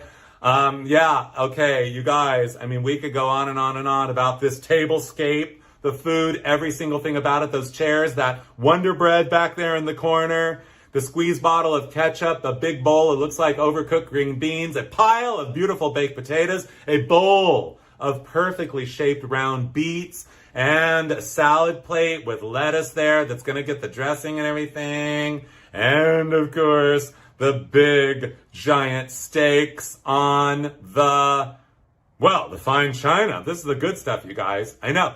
You know what? You know what though? Seriously, a cow should never see this. This is art that I saw in an old, so I was in Tucson, Arizona, getting the Royal Tour, and somebody there that was giving me the tour said, you know, there's this art on the wall, this old supermarket art at this old supermarket. You have to see it. So we went there and this is what it was. You can see the security camera there because obviously it's very valuable and people try to break in and steal it. But the cow, whoever drew this cow, by the way, creative design genius. I love the half face, half brown, half white. I love the expression on the nostrils and the movement of the tail, the square of the hip bone. This is some really good minimalist art, but what we're reminded of more than anything, more than great simple art and character in the cow, is the fact that a cow should never see a steak on a barbecue or anywhere, nor should a chicken. I love the expression, the very worried expression, not only on the face and the comb of the chicken, but the tail feathers as well. They are, the crest is, what is the crest? Crestfallen. I know, I almost said the tail feathers are crestfallen, but yeah, okay, anyway. So you guys, okay, we're gonna talk about Spam for a minute. The one, the only, one of the most iconic big brand name products in the supermarket. Yes, we love Spam, Spam, Spam, Spam, Spam. I was not raised on Spam, but secretly I do enjoy it. On the rare occasion when I do have it, it was invented in 1937, first marketed. It's from Hormel in Minnesota. And I love, first of all, let's talk about these Spam dishes that are here. I want to talk about, first of all, if you went to a party and you saw either one of those two dishes up top, that looks like minute rice molded with little chunks of Spam. Beautiful. I mean, that is stunning. That is stunning. I mean, simple, but stunning. And then green beans, almondine, yeah, piled in the middle there. Oh, love it. And then on the upper left there, you guys, I don't know what that is, but I am sensing the fact that whatever is gonna, okay, sorry, I just get excited because it's pretty crystal clear to me that I see that totally served flambe. Like that, all those little juliennes of Spam are waiting to be lit on fire. Yeah, I know. And you could do that. But anyway, also the dish down below, you know, if you serve that at a party or just to a small group of guests or your family or whatever, it's pretty crystal clear to me that, you know, everyone's going to know that in the middle of those like triangular pieces circled there. In the middle of that is, at that moment in time, when you serve that, that is the center of the universe, you guys. I will also tell you, speaking of Spam, so I thought, you know what, there's Spam sushi, Spam enchiladas, Spam everything, and so I'm gonna make a Spam cake. So I went online and I could not find a Spam cake recipe. I'm like, how is this even possible? So I thought, you know what, I'm just gonna call up the Spam Museum and I'm gonna say, do you have a recipe for Spam cake? I don't know why I wanted to make a Spam cake, but I did. So they said, yes, we do. As a matter of fact, here's what you do. Get a white cake mix, mix it as per the instructions. Betty Crocker, Duncan Hines. Mix it as per the instructions, except what you have to do is you have to replace the amount of oil that it calls for with shredded Spam. And so I did that, you guys. And let me tell you something. I mean, I love mixing food colors, so I mixed the white cake mix exactly the color. It's like a 1 drop of red and like a teeny little bit of blue will make the color of Spam, maybe a teeny little bit of yellow. It'll make the color of Spam. And then I did cream cheese frosting, and I also dyed it the color of Spam, and invited some people over. And I really thought they were not going to eat it, but they were immediately interested and wanted to try it, right away. So I cut a slice, and they're like eating it and everything, and it was delicious. They all loved it. But you know what the weird thing is that you had no idea there was Spam in there at all. The only indication there was Spam is occasionally you'd get a little piece of gristle. That's it. I know. Okay, fine. You wanted to have breakfast. How about a little Spam in your pancakes? Sorry.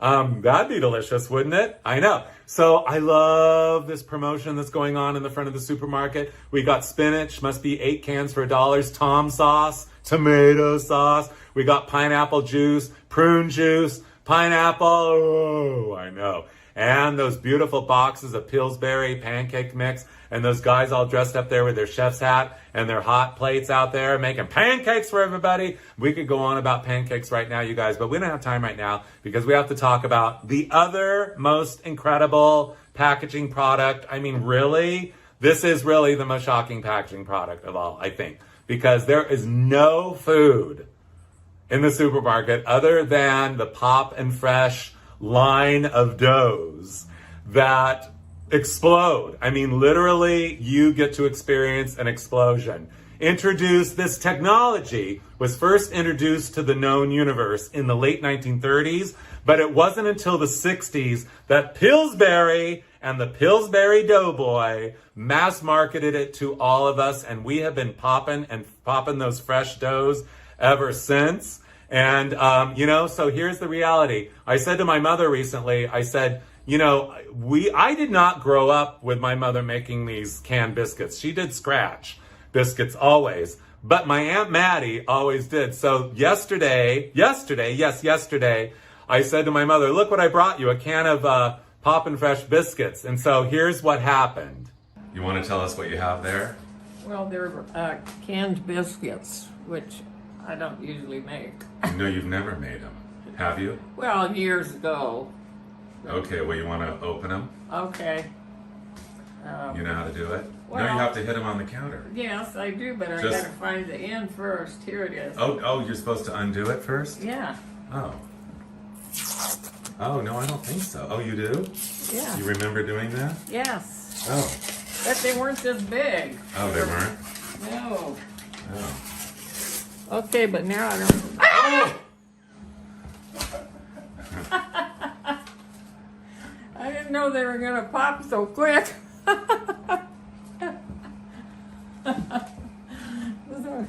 Anyway, now they go on the baking sheet. Yes, indeed they do. So you guys, I'm not sure how we're doing it, but we're doing it. We are transitioning from Poppin' Fresh biscuits, and I know we could go on and on and on, but we have a lot more to cover. Yes, indeed we do. Those are not Poppin' Fresh biscuits there on that table. Oh, I beg your pardon, excuse me. Those look like hamburger buns. There is a loaf of what looks to be like rye bread, some ham. I'm not sure what's in that big bowl, that big turquoise Tupperware bowl. How much do we love Tupperware? I know. There's sour cream, there's sliced tomatoes, looks like pork and beans with pineapple on top. I don't know. There's a cake there. There's a pile of paper plates. And in the middle, we have French's mustard, Miracle Whip, and whoa! One of my favorite products of all time, you guys. I don't know about you, but can you see it there? Yes, it is. Right in the middle there, that tall can is Hawaiian Punch. Hey, how about a nice Hawaiian Punch? I know, from 1961, that iconic advertising slogan. Yeah, we should call them slogos, not slogans. Slogos, logo, slogan, whatever. Introduced in 1961, and it kind of ran for years and years and years. It became a very popular slogan, but like little children were punching each other, so they decided to back off on that. But we might as well get it out in the open. I know the package design, you guys, that is the perfect turquoise, that gorgeous red dye. Of that beautiful, well, the dye actually in the real Hawaiian Punch and the dye used to print this package, and that gorgeous little tropical flower bit down there, and the navy blue. Let's have a party. Let's have a party. I know. So Hawaiian Punch was invented in Fullerton, California in 1934 by three guys. I don't know why three guys, like what? They had three guys came over to someone's house and said, let's invent basically they were going for an ice cream topping.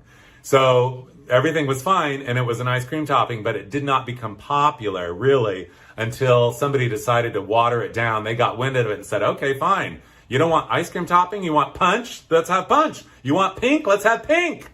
Here it is now. Nestle's Quick, you guys. I don't know about you, but there's just everything perfect about this. The Nestle's Quick Rabbit, the Strawberry Artificial, and new improved, I love that it says new improved imitation strawberry flavor. I mean, how fake could it be? I know.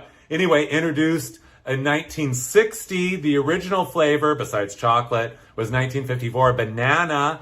And they also, over the years, had Honey Quick, Cherry Quick, Mango Quick, but those did not make it. Only Strawberry Quick, and of course, whoa! Nestle's Chocolate Quick, you guys. I love that it says real chocolate. Real chocolate flavor. Yes, indeed. Introduced in the year of 1948. Speaking of, you guys, how's everybody? Are you guys good? I know. So, speaking of rabbits, you guys, Silly Rabbit, Trix are for kids. So, Trix cereal introduced in 1964. Where do we begin to behold? Or wait, I think it's earlier, 1954. Sorry.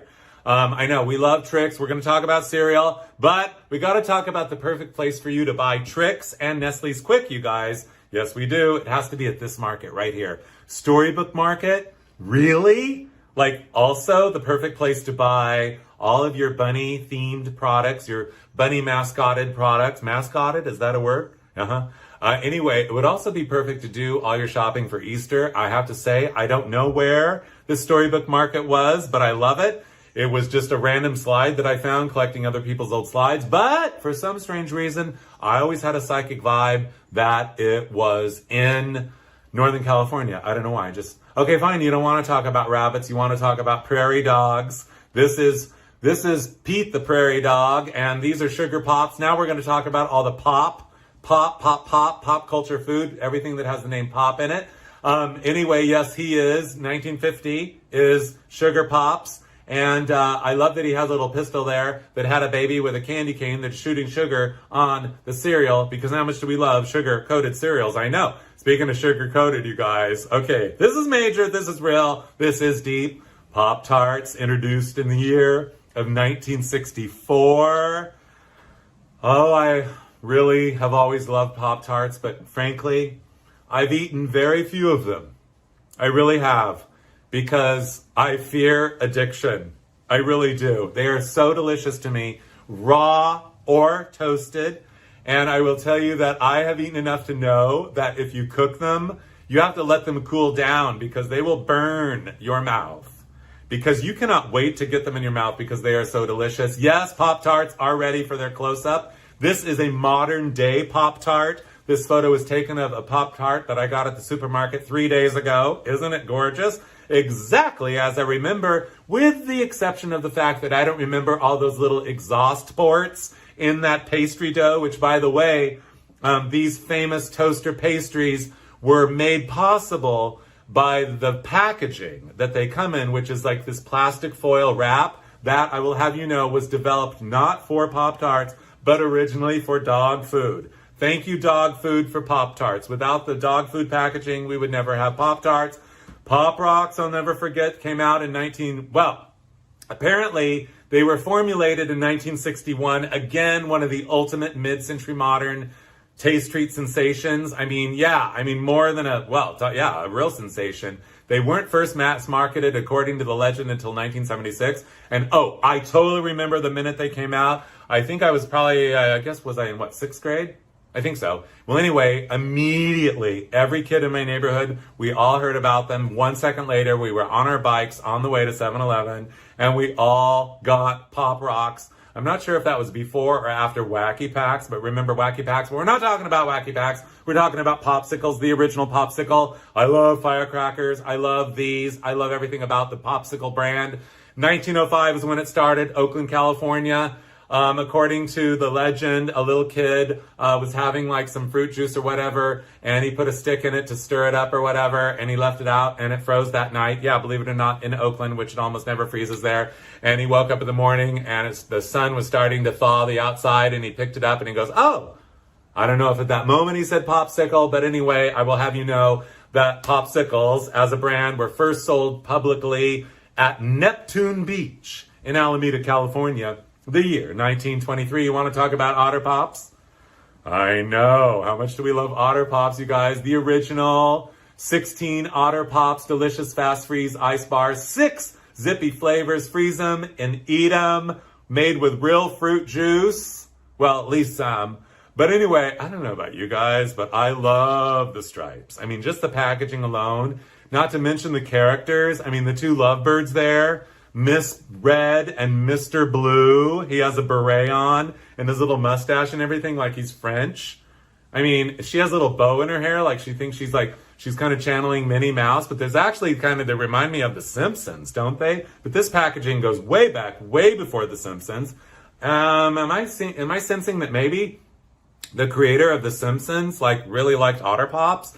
And then the guy there with the mustache who's kind of walrusy, who's pretending not to notice the lovebirds, but he's looking through his telescope at the dollar rebate there. I know. Okay, fine. You want juice. You don't want Otter Pops. You want frozen. You want liquid. Yeah, we need to have a moment for High C. Frankly, just the mere thought of just the name High C makes me high. My brain explodes with happiness and joy. I don't know why, but it just does. I just love High-C. Don't you? Of course, even as a 1-year-old, I knew that C referred to vitamin C. It just makes sense. How could you not know? By the way, I learned so much at the grocery store. The grocery store is like a school. It really is. We might as well get it out in the open. Yeah, supermarket, supermarket school. Anyway, 1947 is when High C came out. The first flavor was orange, but here you see orange drink for Florida fruit. We've got pineapple, grapefruit, we got grape drink, and that was the second flavor, by the way, grape, and orange pineapple drink. So delicious and very popular. Speaking of popular, okay, you guys, Kool-Aid. I drank the Kool-Aid. This is the Kool-Aid that they're talking about. Yes, first introduced in Hastings, Nebraska in the year of 1927. Kool-Aid is one of the ultimate pop culture consumerism products ever of all time. How much do we love that? And, the pitcher. You guys, there's no greater pitcher ever than this pitcher. With a happy Kool-Aid face, made with your finger on the pitcher, only they embossed it actually on the plastic, frosted and then clear where the face is. It's just the greatest thing ever. It's the greatest use of plastic ever. I know. Oh, Kool-Aid, then that means you like Cool Whip. We could go on and on and on about Cool Whip. 1965, eat it with a spoon. It is not called whipped cream because it is not cream. It is a whipped topping. Yes. I love that it says serving suggestion there and it has it on a strawberry, but personally, I like it just plain on a spoon. Don't you? I know. Oh, we can't talk about Cool Whip without talking about a miracle of pop culture. And yes, that is Miracle Whip, introduced in 1933 at the Chicago, the 100th anniversary of Chicago. The Chicago 100-year Expo. That is where Miracle Whip was introduced. Chicago Century of Progress. Sorry, I lost my mind for a second. It's basically the modern mayonnaise. Remember, we don't say mayonnaise. No. Mayonnaise. Miracle Whip is the modern version of that. I just love the script, that scallop and everything, so iconic. And I love seeing it on a table, and here it is right there, right up front for us to savor our senses on. And is that a giant jar of peanut butter? That's the biggest jar of peanut butter I've ever seen. And of course, we're not going to talk about this table full of food without talking about, no, we're not going to talk about the milk, not talking about the sandwich the kid is holding there on the right. Oh, well, both of the kids are. We're not talking about, rare is the day, the time ever that you see that much purple in a slide. That girl's sweater. I know. No, but we're going to talk about, you guys, pink paper plates, the color of Pepto-Bismol. That is genius, gorgeous, and everything. I know. Okay, fine, but we're still talking about whips. Miracle Whip. Okay, fine, you want Dream Whip in Dream Focus. I don't know, I just had to share this with you guys because I love the packaging. It's from 1957, just add milk. It says just add milk. It says it right there. And then in parentheses, it says any kind. Any kind of milk. Okay, fine, be that way. So yeah, it's powder and everything, but look, dreamy, dreamy, dreamy, gorgeous. I don't know what dessert that is in that pedestal tall glass, fluted glass, but I want it. And strawberry shortcake, you guys. I know. Okay, we're not going to talk about whip without talking about Ready Whip, Ready Whip, Ready Whip, Ready Whip. Yeah, Ready Whip. This has got to be one of the most bizarre ads that I've ever seen. Now her pumpkin pie becomes mate bait.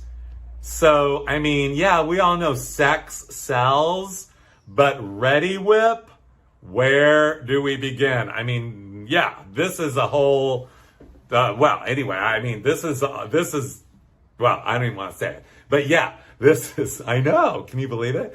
Anyway, but what I wanted to say about Ready Whip, you guys, it was invented in Glendale, California in 1948, and according to the legend, the technology to, yeah, the technology for that was not invented for whipped cream, but whipped cream coming out of a can like that was a byproduct of an insecticide propellant. I mean, they decided to put insecticide in a can with propellant like that, and then I don't know what happened, but one day somebody was doing with insecticide, and they're like, hey, why put insecticide? Why don't we just put whipped cream? And so they did, and whipped cream has never been the same ever since. I know. Oh, speaking of whipped cream, speaking of Cool Whip, speaking of everything, speaking of vanilla wafers, here is that television antenna again, so mid-century modern, on this Nabisco branded box of vanilla wafers, originally baked in the year of 1898, or at least originally first marketed by Nabisco. In 1967, they changed the name to Nilla wafers, according to the legend, because I guess they didn't put enough, well, vanilla in there. But anyway, you know what? I don't really talk about vanilla wafers or Nilla wafers without talking about banana pudding. Yes, indeed, now called Nilla. Oh yeah, sorry, I'm reading my notes here. I lost my mind for a second. But anyway, in the 1940s, they started putting the banana pudding recipe. Sorry, I get carried away. The banana pudding recipe on the box. Have you ever had banana pudding, you guys? Please say yes. Please say yes. I decided to take the banana pudding to the next level, and I somehow decided that I enjoyed making these, like what I call layered party puddings that are totally inspired by banana pudding. So what I did is I thought I would make banana split pudding and call it banana split party pudding. So I did, and it's Cool Whip and Jell-O brand pudding, instant banana, of course, banana. You got to have bananas. And there's, well, vanilla wafers, M&Ms, strawberry jam, crushed pineapple, donuts are in there. You guys, this is a layered party pudding. I'm plussing it out. So anyway, this is the first layer in a big giant bowl, the biggest giant bowl you can find at the supermarket, the big plastic one. Make it for a lot of people. It'll serve a lot of people, really. So here you see the banana pudding with vanilla wafers layered on there. And it doesn't matter if they're perfect or not. Now, after the vanilla wafers, go the banana pudding. And then, the bananas. And then after the bananas, go the mixture of strawberry jam and pineapple, the crushed pineapple, which, by the way, has been drained well overnight in the refrigerator. And then a layer of Cool Whip. And then on top of that, I don't need to tell you, you guys. Yes, as I said, this is a layered banana split party pudding. M&M's first invented in 1941. In 1954, they put peanuts in the M&M's. And yeah, they became, well, you know, peanut M&M's. Yeah, I know.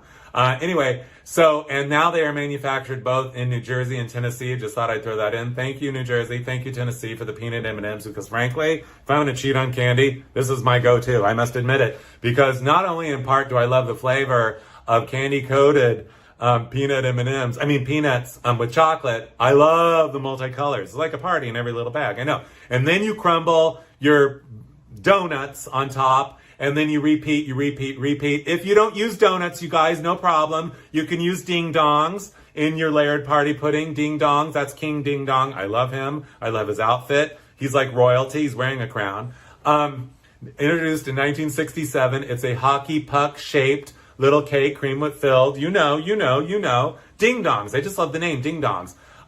Anyway, and then, you can also use Twinkies in your layered party pudding. Twinkies were first introduced in 1930. Originally, it was a banana flavored filling, but during the war, bananas became really hard to get, so they just put whipped cream in there and they became more popular. And voila, how much do we all love Twinkies and Twinkie the Kid? Yes, you can put those in your layered party pudding, no matter what you layer in your party pudding. But I, as I said, did banana split party pudding, and here it is. You can see there the different layers and everything and how gorgeous it is. I love how the dye on the M&M's runs into the Cool Whip. You can see the pudding, you can see the bananas, you can see it all. And here is the top. And yes, that banana flying off into the stratosphere of everyone's imagination. Everybody loves banana split party pudding, you guys.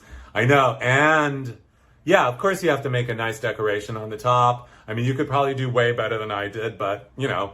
Anyway, but I like to put all the ingredients represented in the party pudding on the top of the party pudding. And yes, that donut is the base for the flying spotted banana. But anyway, the most important ingredient, you guys, is the maraschino cherry. You see it there. And by the way, you guys, we might as well get it out in the open. Maraschino cherries are so important. And I mean, we could go on and on and on. Maraschino cherries, you guys. Do you say maraschino or maraschino? I've heard both, but for some strange, odd reason, I'm not quite sure why. I always say, I know, can you believe how gorgeous this picture is? I always say maraschino cherry. So maraschino is a type of liqueur. Maraschino cherries were invented over 120 years ago. And basically, they are bleached and then dyed and then flavored. And then when cherries are all that, they become the ultimate topping, the cherry on top. That is a maraschino cherry. And so many things would not be complete without a maraschino, or maraschino, if you will. Cherry on top, an ice cream sundae, not complete. How about an upside down pineapple cake? Not complete without maraschino cherries. Ham with a pineapple on top. Maraschino cherry centers, I know. Tiki drinks, where do we begin to behold the glory of the extreme high level in the whole wide world, everything and beyond, forever and always, of the maraschino cherry? Okay, fine, you want fruit cocktail, you know we were going to talk about that. Del Monte, the Del Monte shield is an icon, and as is the brand Del Monte, not El Monte, sorry. Del Monte started in 1909, Northern California. They did not invent fruit cocktail, but indeed they did perfect it when they introduced it in the year of 1938. Odds and ends of damaged fruit is what makes odds and ends of damaged fruit. Sorry I had to say, but basically we might as well get it out in the open. That is what makes fruit cocktail, and I know we love it. The grapes, the pears, the peaches, the pineapple, and of course the cherries. If you like fruit cocktail, you're going to love Oop Fray, Oops Lay. You guys, I mean, we need to have a big special moment, and we're having it right now for Fruit Loops. Where do we begin to behold the glory of how much we love Fruit Loops? And one of my favorite spokes characters ever in the history of spokes characters, Toucan Sam, who is channeling Carmen Miranda, the famous movie star of the 1940s, who wore fruit hats. Love her, love everything about this. Did I say they were introduced in 1963? Did I mention they are an orange, originally a orange, lemon, and cherry flavored sugar crystallized oat cereal. Yeah, that's what they are. Here they are in their natural habitat. You guys, I mean, when they come home from the store, they get to experience someone's kitchen for a little while. Well, never mind what happens to them, but don't you love, I love the furniture here. I love the Fruit Loop box, the artwork on the box. Oh, where do we begin? I mean, it's a masterpiece. It's a masterpiece. It is. This is good stuff, you guys. I know. And if you really want to talk about Fruit Loops, which I know you do, and I always want to talk about Fruit Loops, you guys, I guess we might as well just say that, yes, indeed, in the 1990s, the fine folks at Kellogg said, you know what? Fruit Loops need more colors. So the original colors of red, orange, and yellow got plussed with blue, green, and purple. Yes, indeed they did. And there they are. Feast your senses and just embrace the glow of the glory of all that rich, gorgeous color. I know. Whoever did the color theory on those, so beautiful. Oh, I know. And by the way, here we are, a fun pack, Kellogg's Fun Pack. I'm just going to tell you guys that sometimes if I need a host or a hostess gift, if you want to bring something over to somebody's house that will make them smile, that's not going to set you back $1 million or whatever, go to the store on the way to whoever's house and get one of the greatest products at the grocery store, the fun pack of Fruit Loops, Frosted Flakes, Corn Pops, and Cocoa Krispies, and probably, Apple Jacks is on the backside and whatever. All of the famous Kellogg cereal. The fun pack has been around since the early 1950s, you guys. And let me tell you something. You will change the whole scope of the evening when you present this to your host or hostess. I know. Speaking of cereals, you guys, we're going to talk about fried cereal right now. I will tell you, we can talk about fried cereal, but first we're going to talk about Captain Crunch, 1963, Honeycombs, 1965. We just talked about Fruit Loops, 1963, Trix, 1954, Apple Jacks, 1955, Sugar Pops, 1950, and Lucky Charms, 1963. Now, these are the puff cereals that I prefer to use when making fried cereal. I did not invent fried cereal, but I plussed it. So basically what happened was I was at Alvera Street, and this friend of mine and his wife walked up, and they're like, oh, hi. And they had their little girls with them. And the little girls are like, we have a recipe we want to share with you. And I'm like, well, what is it, young ladies? And they're like, well, it's fried Cheerios. And I'm like, fried Cheerios? How do you make fried Cheerios? I've never heard of such a thing. And they go, well, our mom makes it for us. And then so their mother, who's standing right there, goes on to tell me, basically you melt a stick of butter, salted butter, in a skillet, and you just toss in Cheerios. And she said they're delicious. And the girls are like, they're so good. We love them. And so I'm like thinking to myself, that sounds really good. Except I thought to myself, I'm going to take it to another place. So I went to the store and I experimented a little bit. And then I realized you can only use the puff cereals. So these are the cereals that I recommend. Yes, the Captain Crunch, the Honeycomb, the Fruit Loops, the Trix, the Apple Jacks, the Sugar Pops, and Lucky Charms. But with the Lucky Charms, very, very important, you guys, that you separate the Marbits out for later. Here we are in that electric skillet there, shaped like a flying saucer. That is the Party Chef by Corey, 1957. You can get one on eBay, and you can see the salted butter there. And here I am making it, and I'm stirring it around, tossing the cereal. Now, you would think that it gets soggy and mushy when you put the butter in it, but no, the butter just enhances the flavor. It is so good, and this will be a hit at any party. Sorry, I'm not getting choked up. I'm just, oh dear. I apologize. Live. We're live. We are live, you guys. Yes, indeed. And here is the finished product. Present it at any party. Take it to a party. You can take it in a Ziploc bag. And then when you serve it, you dump all the fried cereal in the bowl and then sprinkle it with the Marbits, you guys, from Lucky Charms. And you guys, okay, with all this talk about all these food products, everyone knows, I'll just say, my favorite aisle at the store, and I love them all, is the cereal aisle. There is no way I'm ever going to go to a supermarket, never has been, never will be, with at least scampering down the cereal aisle and beholding the glory of all of the iconic cereals, the artwork that goes with them and everything else. And in the realm of the study and the research for this show, I had to figure out like what is truly the ultimate cereal, and it is Lucky Charms. Definitely the most detailed, and it has it all. It's got color and it's got shape.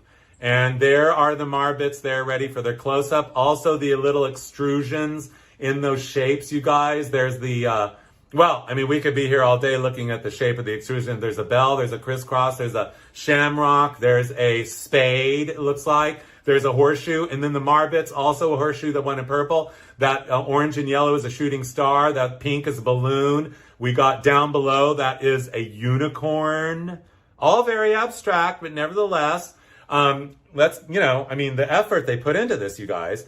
And of course, that's a lucky, that is the lucky, they're all charms. They're all charms. Duh, hello. But the lucky shamrock there in green, the rainbow, the heart, and the moon, and the dust. The dust. I know. It's just, yeah. Okay, fine. I don't know what kind of party this is. We could go on about Lucky Charms, you guys. But this is a party that I wish that I would get invited to. From the left, I don't know what's happening on the far left, but next to the lady in pink is a lady dressed in newspaper with a comic strip bag. That is genius. And the lady next to her has tea bags hanging all over her dress. The lady next to her has like cutouts of food, like from ads in the magazine or whatever. And then the paper plates, they're glued on paper plates. And then the lady, the next lady has like curtains. The next lady's doilies. The next lady has toast on her black and white plaid jumper. Like, yeah, you didn't know we were going to talk about toast on black and white plaid jumpers, but life is full of surprises, you guys. Most of them are wonderful. I know. And then I don't know what's going on with Miss Vale there, what she's going on, but the other lady next to her, I don't even know what's going on with her either. But then we get over to the far left and we have a lady with a box painted with a voluptuous white dress with a string of pearls. She's got like a hat box on her head, and genius as her purse, a box of really the ultimate cereal, I think it has to be. I mean, well, the most long-lived, at least, and one of the most famous, of course, and one of the most iconic. That would be Kellogg's Corn Flakes, introduced in the year of 1894. And don't you love the box? I know. Wheaties, wheat, made of wheat flakes. The Breakfast of Champions, 1921, they were introduced. You guys, I know. It's like looking through old slides. You never know what you're going to get. And I'll be darned anyway. First of all, I love the TV. That is an early TV over there on the right. I love the color they painted their walls. Seafoam green. That color needs to come back. That is a very important color, and everything looks great against it, including you, and including that gorgeous box of Wheaties. I know, the ladies are having their hair done. Apparently, she brought that as a hostess gift or whatever, but as I recommend, the big fun pack is even better, but a box of cereal will always be good. Speaking of, okay, you didn't think we were going to talk about cereal without talking about, sorry, I get a little excited. I better take a breath for a moment because I know, like me, that you guys love Tony the Tiger. 1952, Kellogg's introduced their iconic, legendary sugar frosted flakes. Frosted flakes, you guys. Where do we begin to behold the glory? Delicious. I had to beg for them as a child. But anyway, yeah. They also, you guys, in the beginning, they had Tony the Tiger, they had Katie the Kangaroo, and they had Newt the Gnu. Yeah, they had 3 animals, but ultimately they had a contest to see who would win out as the iconic spokesperson, well, to be, and Tony the Tiger, as we all know. And we rarely see him in full body form, but I just love his, just like his sense of self. It's just so strong, that backbone and everything. He's just like, he's there for us. Look at the expression on his face. They're great. I know. They are so great that, as a matter of fact, that he is the official greeter at the Battle Creek, Michigan, at the Kellogg's factory. Well, at least back in the day. I love this picture. It's like from the late 1960s. But a few years ago, I went to Battle Creek, Michigan. I'm like, I'm so excited because I'm going to go and visit Tony the Tiger and all the other icons of Kellogg's at Battle Creek. And I went there and I went to the visitor center and there was a big closed sign on the door and, well, closed. So anyway, but if you want to pay homage to Kellogg's or any of the other famous brands, just take a scamper down the aisle at the grocery store. Speaking of cereals, Rice Krispies, you guys, 1928. You know we couldn't talk about the show without talking about Rice Krispies. Yes, and by the way, we might as well get it out in the open. 1933 came Snap, you know, Crackle and Pop. Yeah, Snap, Crackle and Pop. Well, 1928 was Snap. And, you know, those are the noises, the Snap, Crackle, and Pop is what the noises that by the way, I'm holding my remote here in case you see that in my hand. But anyway, yeah, Snap, Crackle, and Pop came, well, Snap is 1933 and Crackle and Pop came in 1939. I just thought you might want to know that. And they have been together ever since. Now, everybody knows, you guys, everybody knows that's an incredible Formica with a matching chair. And I love the anodized aluminum glasses and bowls they're eating out of, the expression on their face, the wonder of it all, the excitement of it all. One of them's in tears or screaming or something. And because he knows what we know, that Rice Krispies' best friend in the world is marshmallows, you guys. Marshmallows, jet puffed marshmallows introduced in the year of 1958. When I was a child, I thought they were made on an airplane. I really did. And I'm glad that I thought that because it's fun. And I still think that. Anyway, you guys, what I love about jet puff marshmallows is, well, multicolored ones, you guys. They are hard to find now, but they still exist. But if you find them, you have really won the marshmallow prize. And they, by the way, go great in ambrosia. You know, ambrosia, the mythological food of the gods. Ambrosia. That's that famous salad, you guys. And basically, it's fruit cocktail that's been well drained in the refrigerator for 48 hours. Coconut, Cool Whip, and multicolored marshmallows, you guys. Mix it up in a bowl, put some pink food coloring in it, and put maraschino cherries all over the top of it, and you have a party-pleasing dish that is going to, well, change the universe. Okay, fine. You know, I'm not sure how we're doing it, but we're doing it right now. We are transitioning from marshmallows to Mr. Bubble. Oh, Mr. Bubble. All the Mr. products, you guys. I mean, where do we begin? I know. One of the greatest products of all time is Mr. Bubble. We might as well get it out in the open. One of the iconic mid-century modern products of all time, introduced in the year of 1961 by the Gold Seal Company of North Dakota. Oh, I know. North Dakota, thank you so much for Mr. Bubble. And by the way, you guys, I guess we also might as well get it out in the open that Mr. Bubble is the #1 bath product in the United States. And we cannot talk about Mr. Bubble without talking about a much lesser known Mr. Eggo, who could have been in the section about foods that ended O. But I decided to move him over here because he needed to be best friends with Mr. Bubble because he is an egg, but he kind of looks like a bubble. But anyway, I love his outfit. He's got his top hat on, and it's an ID there in case we don't know who he is, and we don't. He's kind of also like Humpty Dumpty. He's kind of more Humpty Dumpty than Mr. Eggo. But anyway, either way, I mean, I've never seen a Humpty Dumpty whose body starts at the waist of a pant line. Have you? I know the red bow tie. Everything about him. He's got the white gloves on. Eggos, you guys, started in 1954 in San Jose, California. Do you know the way to San Jose? Yeah, that's San Jose.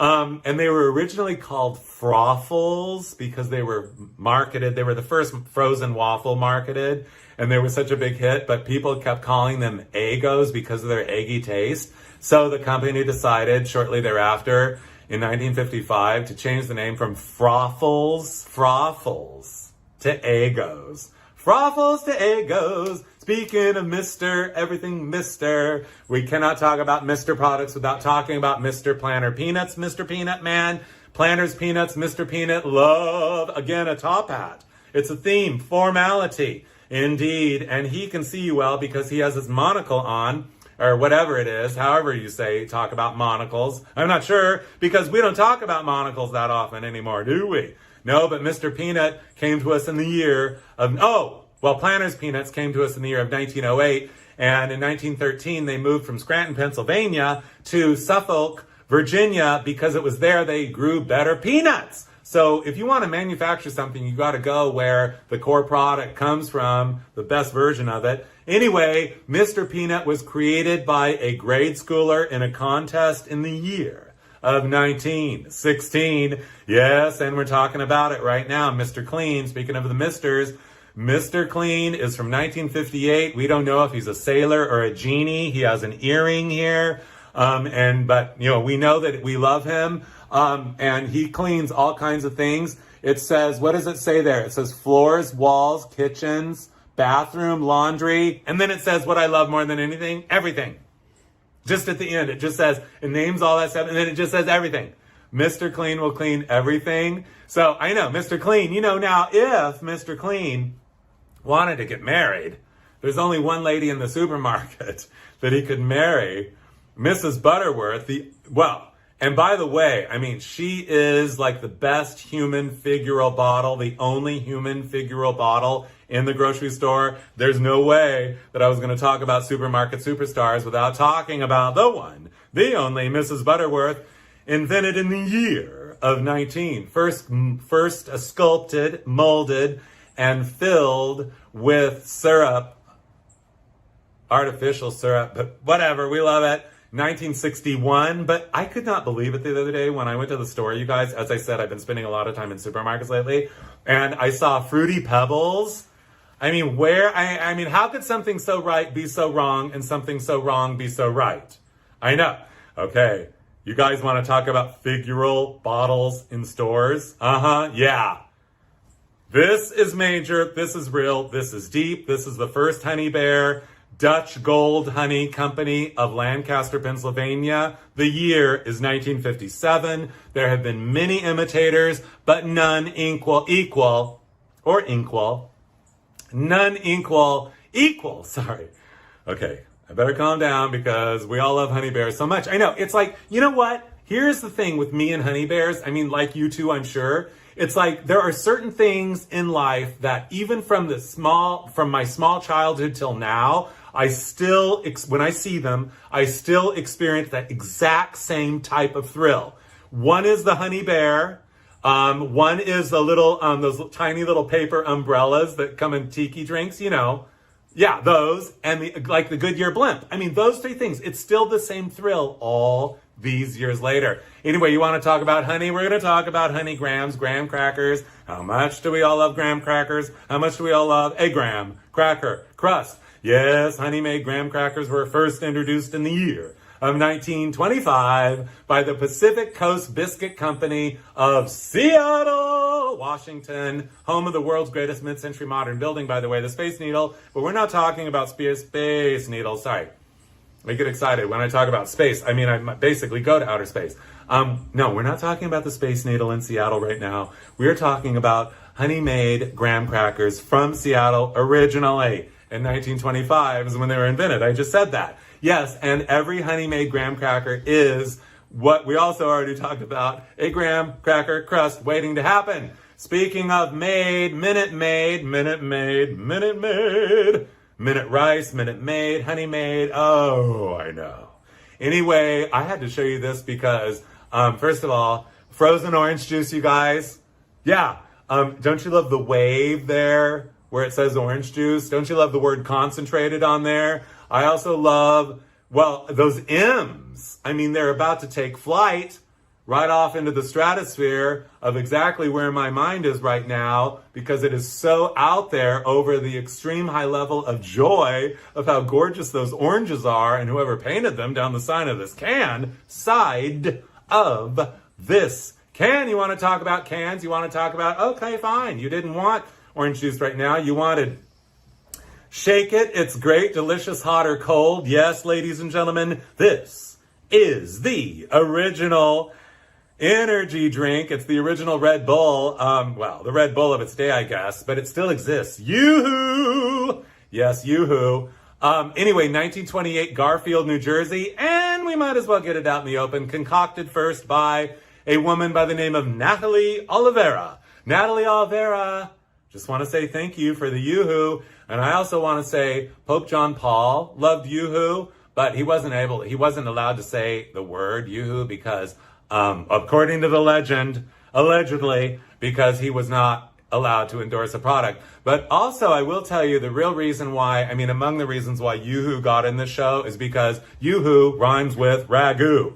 Yes, ragu, spaghetti sauce, old world style. I don't know why when I look at this label, I immediately think of the Venetian in Las Vegas, don't you? I feel sorry for the gondolier. Yeah, gondolier. Because there's nobody. He's like, oh, solo mio. He's like gondoling, but there's nobody in under that little tent in those two little seats. Maybe they fell overboard. I don't know. I don't want to know. All I know is that's the nice, the sauce, the ragu. Yes. Anyway, Rochester, New York, 1927.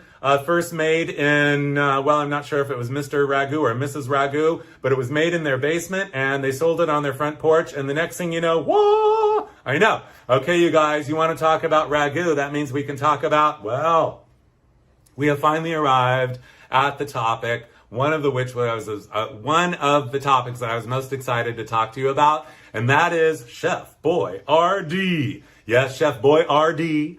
Anyway, 1928 is when the product brand started. Chef Boyardee is a real person. As a matter of fact, he was the head chef at the Plaza Hotel in the great city of New York. Yeah, New York City. Yeah, that New York City, you guys. And the product brand name first came of age in 1928, or came to be in 1928. And he started making his sauce, and he first started selling it in milk bottles. Spaghetti sauce in milk bottles, or pizza sauce, or whatever it was. And in 1928, he moved his operation from New York City to Milton, Pennsylvania, 1928, to grow his own tomatoes and mushrooms and opened a pizza. Oh, and gave pizza.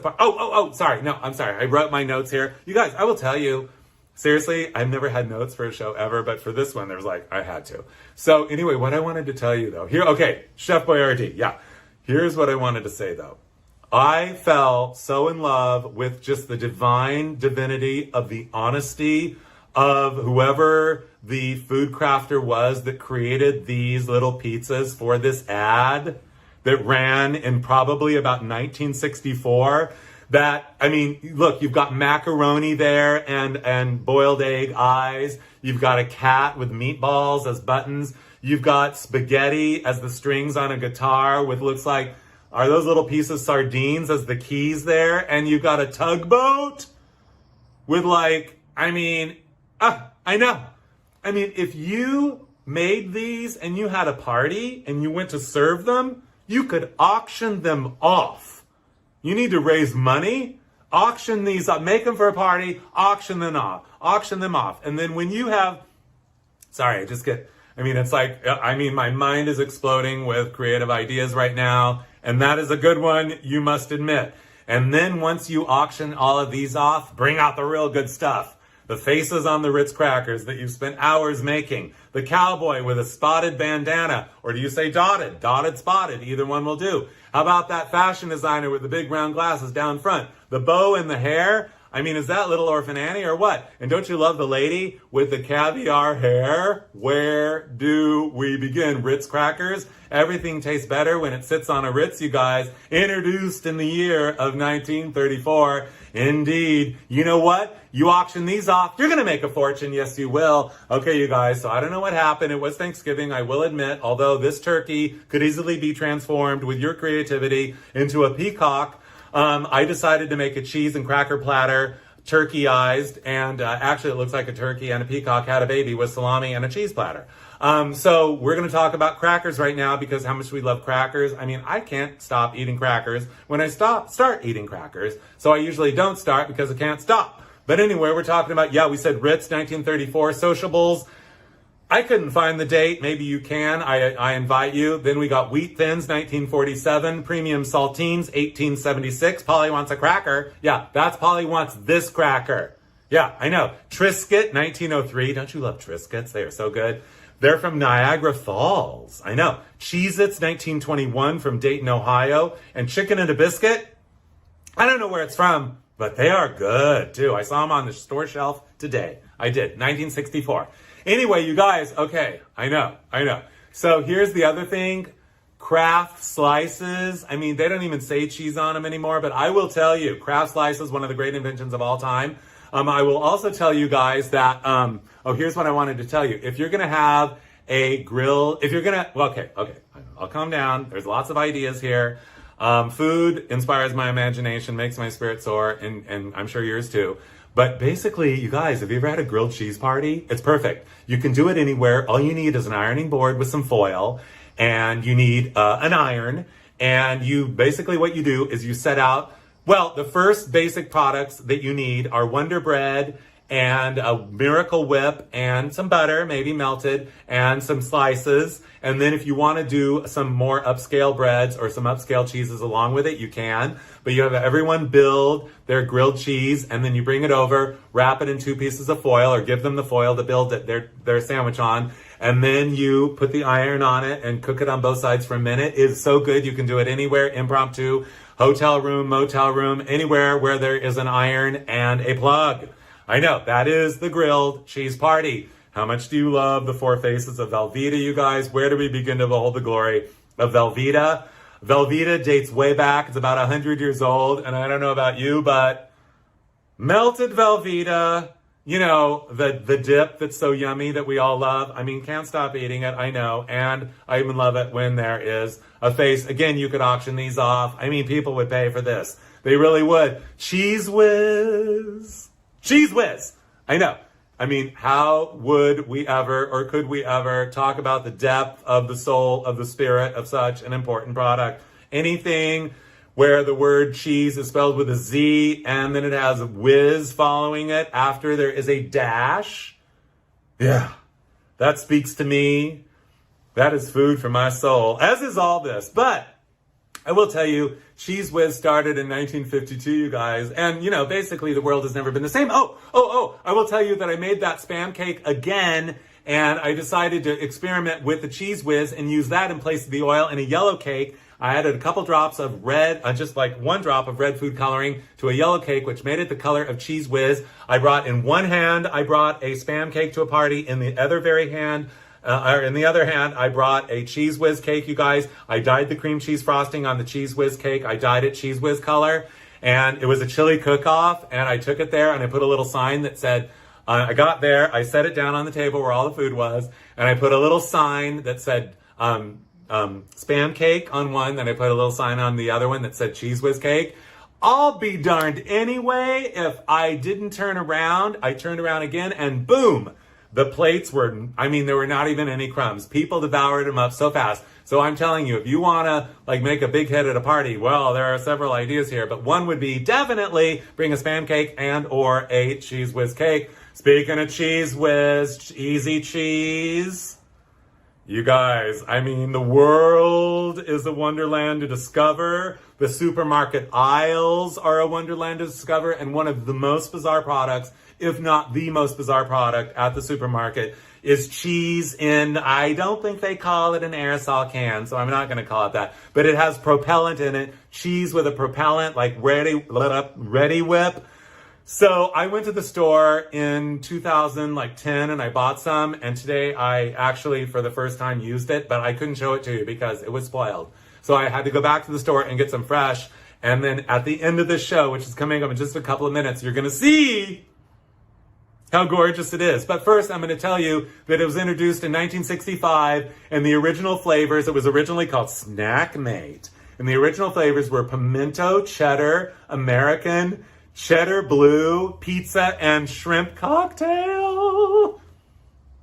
Yeah, shrimp cocktail, you guys. Okay, we are coming in for a landing here, you guys, to, I guess you know by now, I don't have to tell you, one of the ultimate products ever of all time at the supermarket, we all know, is Kraft macaroni and cheese dinner.